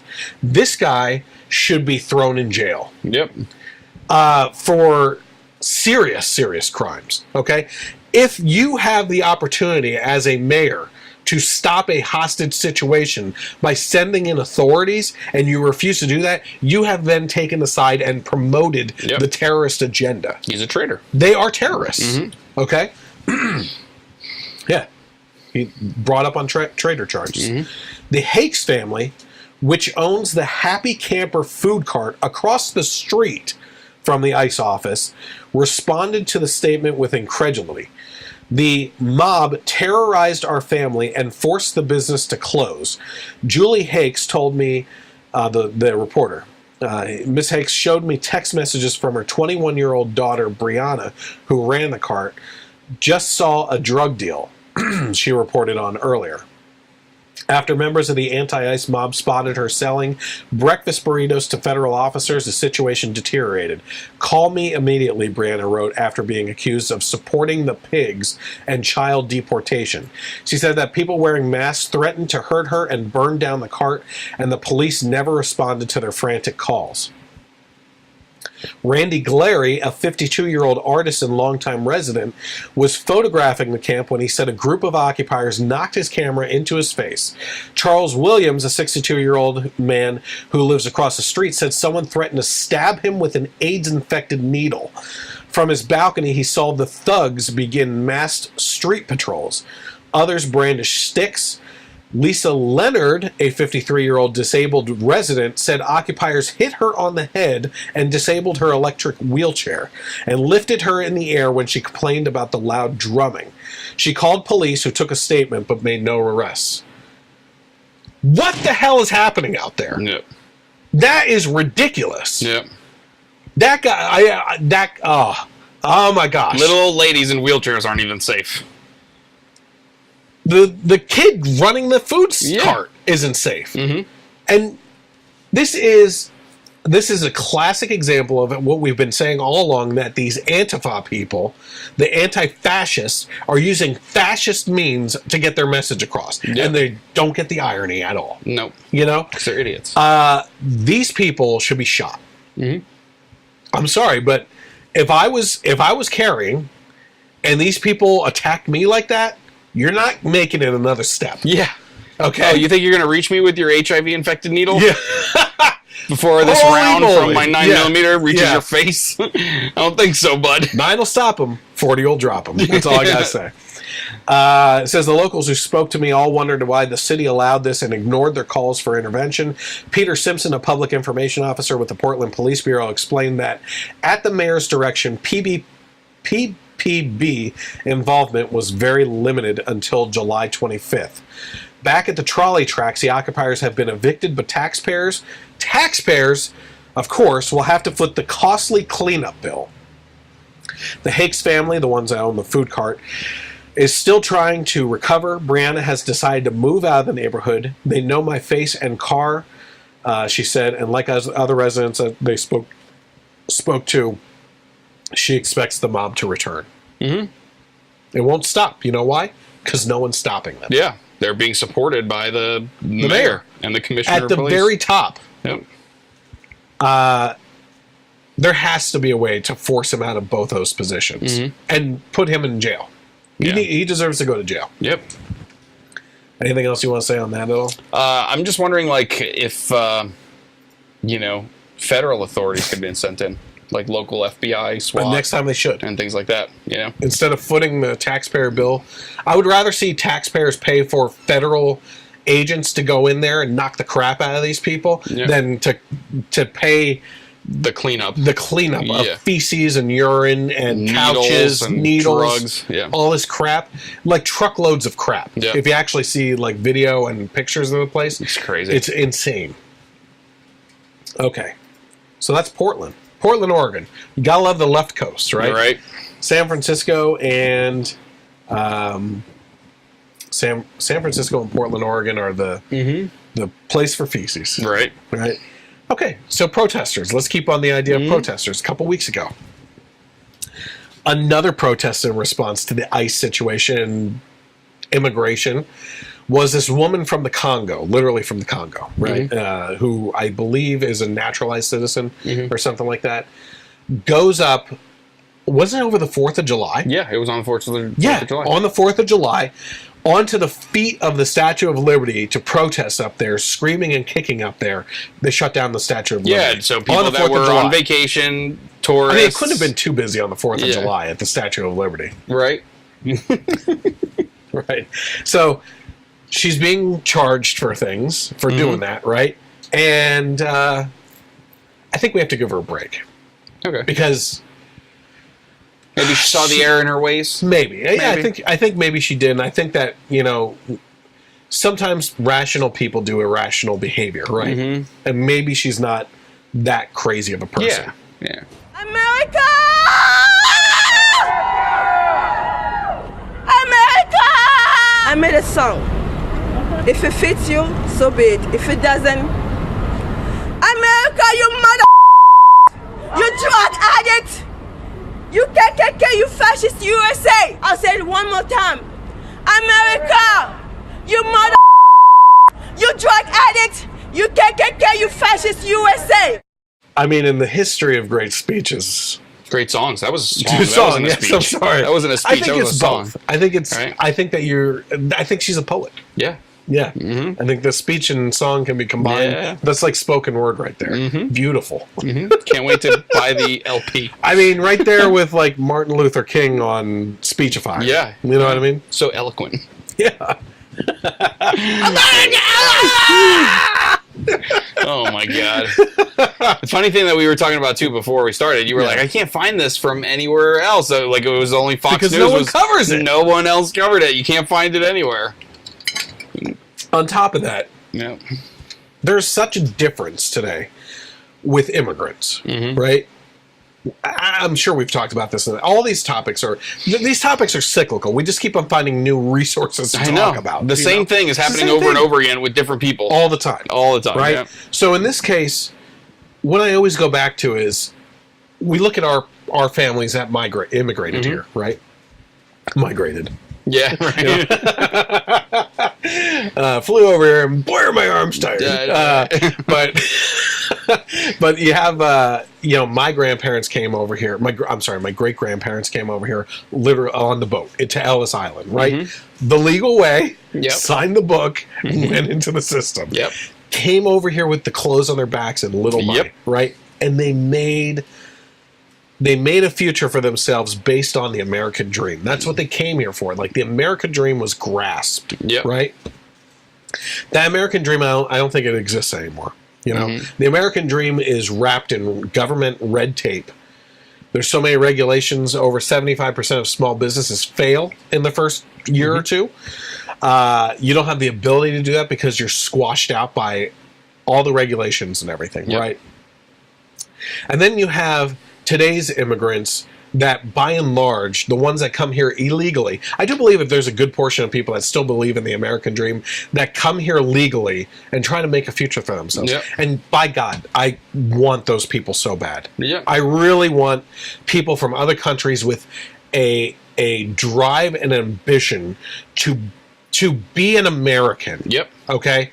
And to, like, the kind of people that tear up to the Pledge of Allegiance or the national anthem, or the opportunity that seeing where they came from and where they're going. You know, I still remember I was the first one born here, so my parents came over and my grandparents and everybody.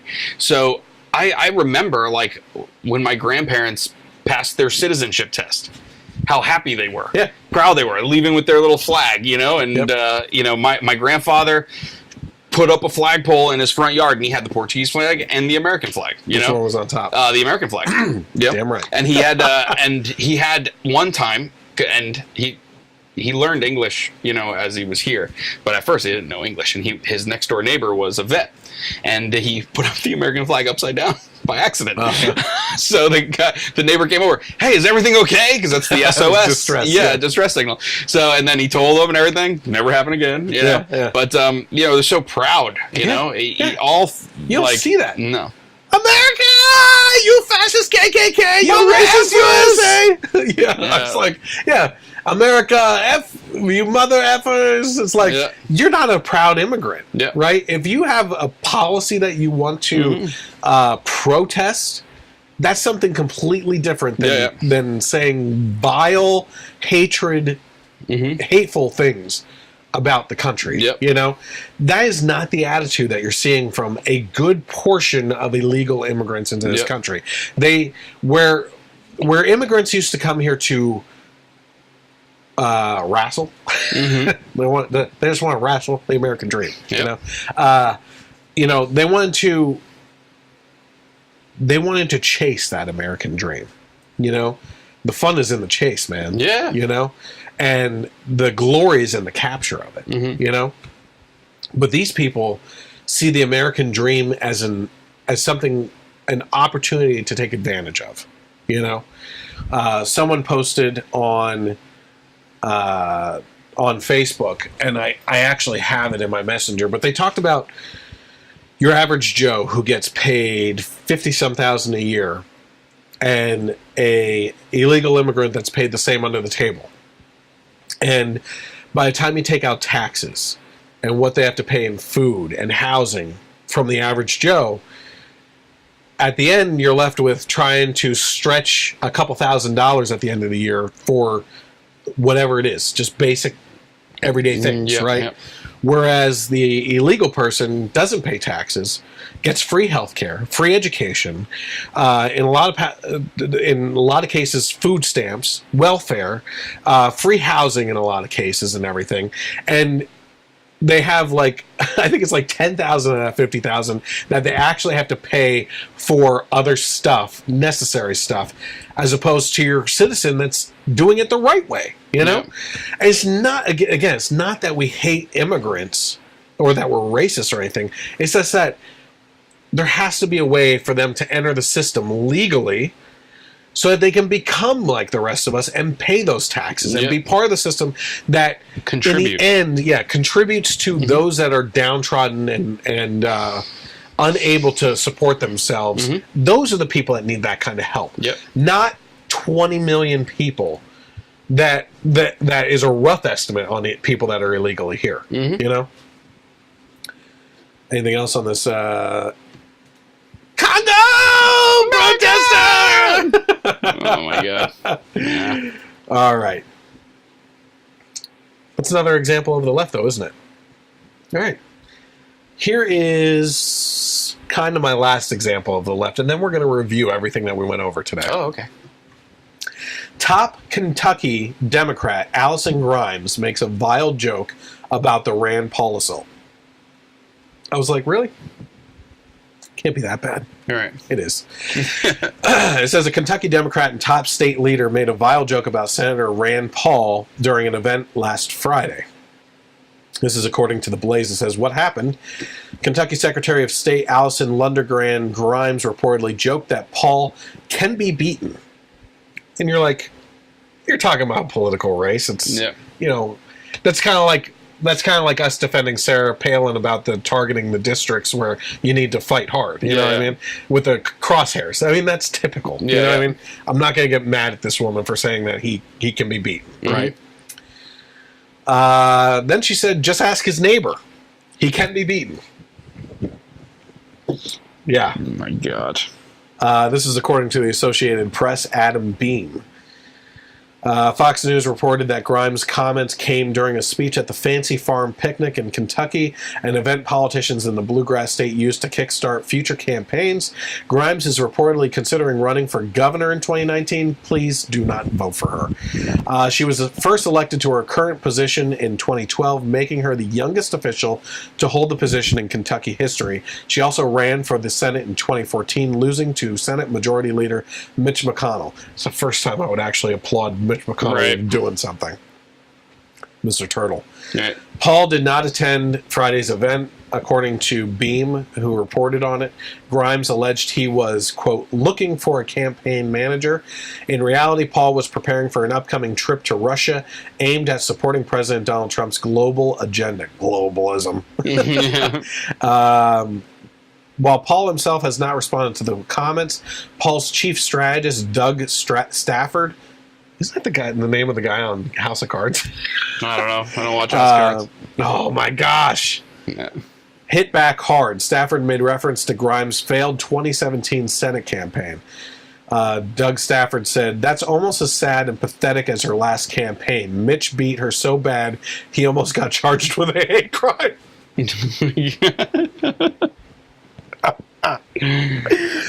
Oh boy. Okay, so that's not funny.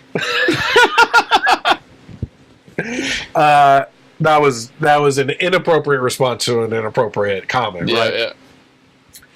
Let's take all this in context, okay? Here we have a Democrat politician joking about the physical assault that almost killed Rand Paul. Yeah. His lungs collapsed because of broken ribs from a neighbor attacking him, which... And that's exactly why her joke wasn't funny, but that joke was. Yes. Yeah. Yeah. Because that joke she didn't get hurt. Nothing happened. Nothing happened. That was just a joke. Yeah.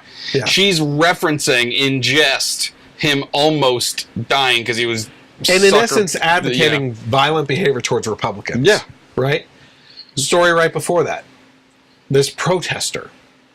And F America. Right? Okay. These are two examples of the left. Right before that.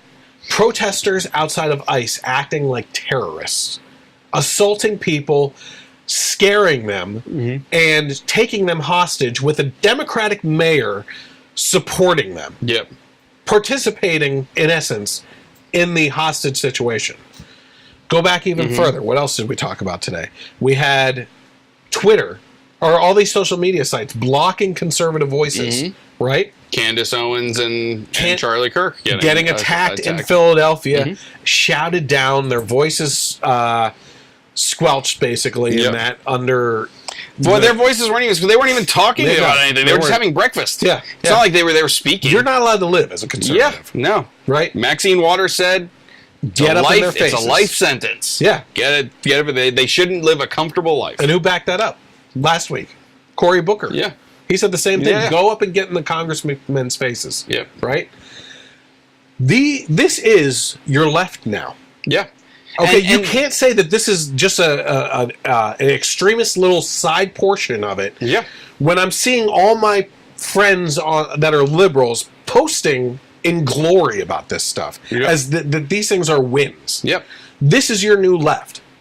And if you're younger than our generation, you're watching those on the left in our generation doing this kind of stuff, please, if you watch a podcast or if you watch it on Facebook or YouTube, comment below and please tell me that you're not following this insanity, because the college campuses are supporting this too. Oh yeah. Yeah. That's the difference. There are people on the right that are alt-right or a fringe alternative to the right. Yes, exactly. That's not the right. Yeah, I know. And that are do crazy things and do wrong things. But they still are like this. Exactly. They are this fringe, like, extreme. This is happening all the time. Yeah. All the time, and being either celebrated by the left or not covered, or, like, covered up or omission. Aided by the mayor and the commissioner of police. Like, it's insane, Where can we go from this? How can we have civilized conversation and interaction with each other if you can't even speak? Yep. Like in the case of Candace Owens and Charlie Kirk there and everything, like, how can you as a person sit down with someone that is going to blow a whistle in your face and scream like a child that wasn't given a toy that they wanted at the store, throwing a freaking tantrum? Mm-hmm. How do you have a conversation with someone like that? There's nowhere that conversation can go. Yep. At all. I have some fantastic clients that are on the left that I have civilized conversations with, and I adore those conversations. I really do. Yep. I have this one client right now. She's my biggest client right now. Mm-hmm. And we were walking outside, and we got hit by the humidity, right? Yeah. She knows my politics. She's like, oh, you feel that? Al Gore was right, global warming. And I just went, oh. And she goes, don't tell me you don't believe in global warming. I said, let me tell you why global warming isn't real.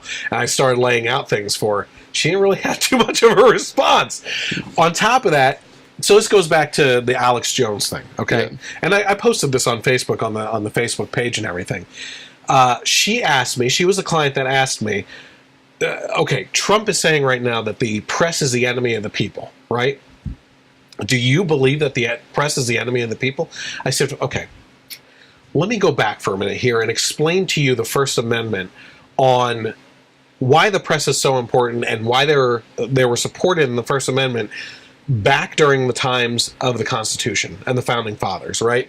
I said, the press at the time was the only voice for the people in Washington, D.C. or Philadelphia at the time, right? Yeah. There was no phones. There was no telegraphs at that time until Abraham Lincoln came around, right? Not because of him. That was Graham Bell and stuff. But you didn't have that type of communication. The only way that we, the people, since this was a government by we, the people, could know what was happening with our politicians was we had to have responsible journalists, watchdogs in the political realm that held our politicians accountable by going back to the people and reporting on what was happening with them, right? Enter into the new century. We have social media. We have, you enter the modern times, you have social media, you have news networks and everything. You have, when we were kids, I don't know about you, I don't know, maybe it's a weird thing for me growing up, but before school I would watch the Today Show. Mm-hmm. And a news. It was just news, right? There was a morning news. There was a lunchtime news, which was basic stuff, catch up, and there was an evening news. The evening news, yeah. Right? Now we have all these networks that are 24-hour news cycles, right? And instead of reporting on the facts, you have to fill that time with opinions, too. Commentators. Rachel Maddow, Glenn Beck, Sean Hannity, Keith Olbermann, Chris Matthews. These are all personalities that take the news and put their spin on it, right? And I think a lot of people start conflating those things with journalists, right? Mm-hmm. And so we've gone into a time now where everything is opinion-based, right? And CNN has become worse than MSNBC, really. Mm-hmm. And it's funny too, because Trump called them out as the lying news, or the lying news network or whatever, and their response is to become worse and actually show it, like Don Lemon with LeBron James, So I explained they were supposed to be watchdogs, but in the past decade, they've shown nothing but the absolute bias for the Democrats, right? Yep. Instead of watchdogs, they were watchdogs only for Republicans, lapdogs for the Democrats, right? I said, can you see that? She kind of could. She doesn't want to fully admit to it, right? I said, and you can even say, and there's one network where it's the same on the flip side, you know? Yeah. And so do you see that? That's what you ask her. Okay, well, the same exact thing I just said in favor of Republicans and Democrats with Fox News. Do you see that? Yeah. Okay, yeah, but you don't see that? Really? Yeah. Why do you like watching this one so much? Yeah. But you don't like watching that one? Yeah. Why do I like watching this one so much, but I don't like watching that one? So I followed it up with this instead, though. I said, let me ask you this. If I were to go out and ask your average citizen what's going on in Venezuela and Nicaragua, okay, I doubt that they would be able to tell me anything, okay? But if I asked them who Stormy Daniels is, they would tell me who Stormy Daniels is. And that should tell you everything about the bias of the media right now. Mm-hmm. Right? Yeah. It's pretty simple. Yeah. So that's the left. Yeah, it's crazy. Now. It's like, oh, well, do you really think that they're the enemy of the people? I really think that they shouldn't be. Right, yeah. I really think that they should not be the enemy of the people. Yeah, I think that they don't do themselves a favor by the way that they report. Yeah. They omit things. Mm-hmm. This video has been floating around for quite a while on Facebook, at least. And I've always been meaning to bring it up into the podcast and everything because I just find it fascinating. Mm-hmm. There was a TED Talk that promoted pedophilia. Mm-hmm. Okay? So let's take a look at this first video here. I had to take clips because it's a 14-minute clip. You can find it on YouTube and everything. But let's take a look at the first clip that I pulled out of this talk. Let me be very clear here. Abusing children is wrong without any doubt. But a pedophile who doesn't abuse children has done nothing wrong. I want to quickly summarize where we are at the moment. According to current research, pedophilia is an unchangeable sexual orientation, just like, for example, heterosexuality. No one chooses to be a pedophile. No one can cease being one. The difference between pedophilia and other sexual orientations is that living out this sexual orientation will end in a disaster. So let's think about Jonas again. How can we help him not to cause such a disaster? How can we help him not to live out his sexual urges? How can we prevent child sexual abuse? In fact, scientific studies indicate that one of the strongest predictors for child sexual abuse committed by pedophiles is social isolation. People who can't tell anyone that they're pedophiles logically won't get any help. For example, they can't tell their friends that they can't go to the beach because children in swimsuits might be there as well. They can't get support for situations they might not control entirely. And they can never be completely frank with someone else. Number one, you will see in this clip and in the other one that when she refers to pedophiles, she says things like, of course sexually abusing children is bad. But, it's like, no, there's no but, lady, okay? You and your creepy voice right now trying to calmly explain pedophilia as a sexual orientation. You realize what she's doing here? This woman is trying to classify, if I were in the LGBT community, I would be furious, okay? Because this woman, in essence, and what she's trying to say here is, you should add another letter. You should add another letter in there. LGBTP.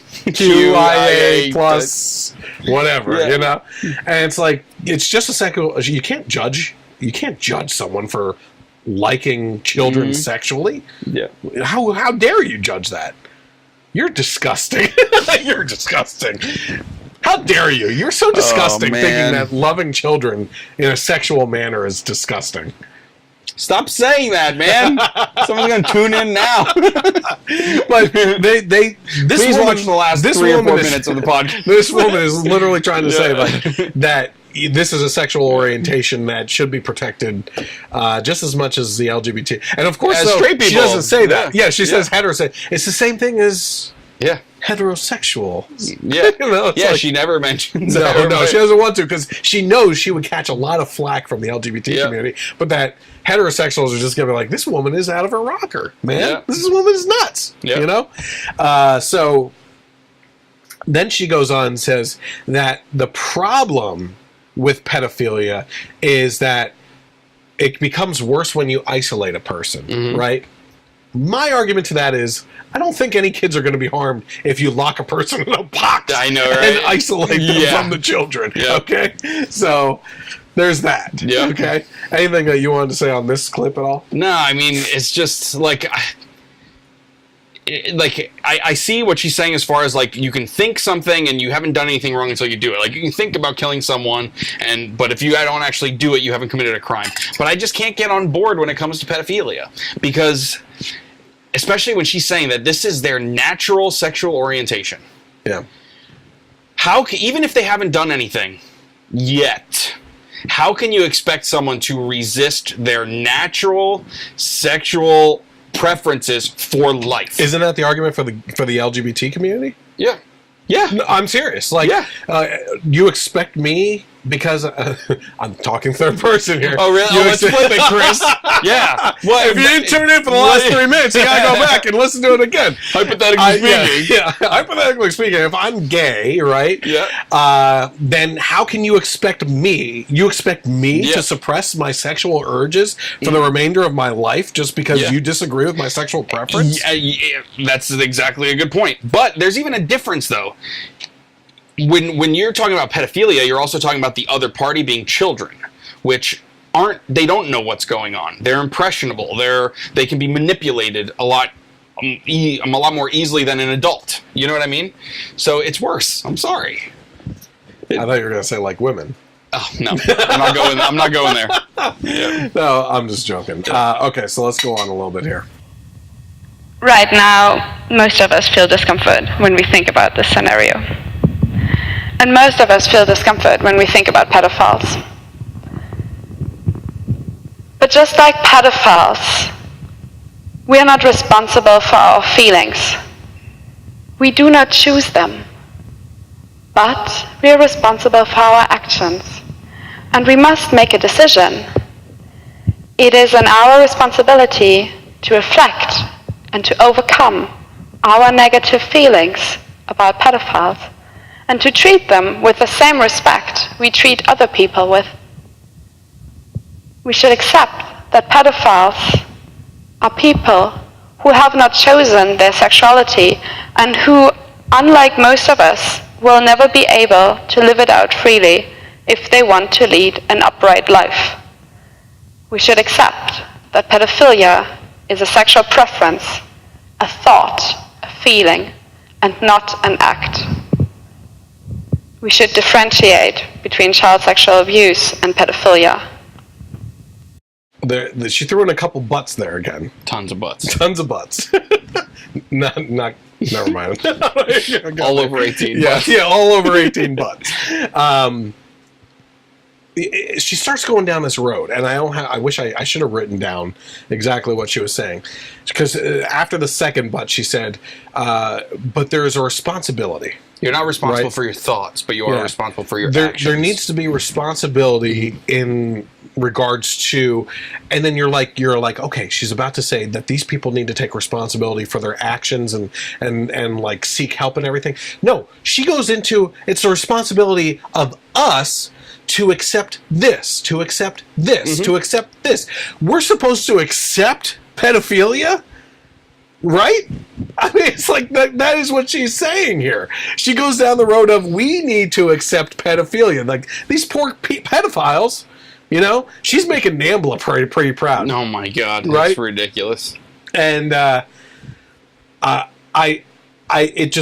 boggles my mind that this was a freaking TED Talk. You know, and now we didn't put it in the ending there when she says thank you very much. First of all, there was no break in there for applause. Yeah. I mean, there were breaks because she had a creepy way of talking. Oh, yeah. Where she paused a lot. I think it's because she really doesn't fully agree with what she's even saying. Yeah, I don't know. You know, like, or she's ashamed of what she's saying. Yeah. Oh man, I gotta go present these studies. Hello, everyone.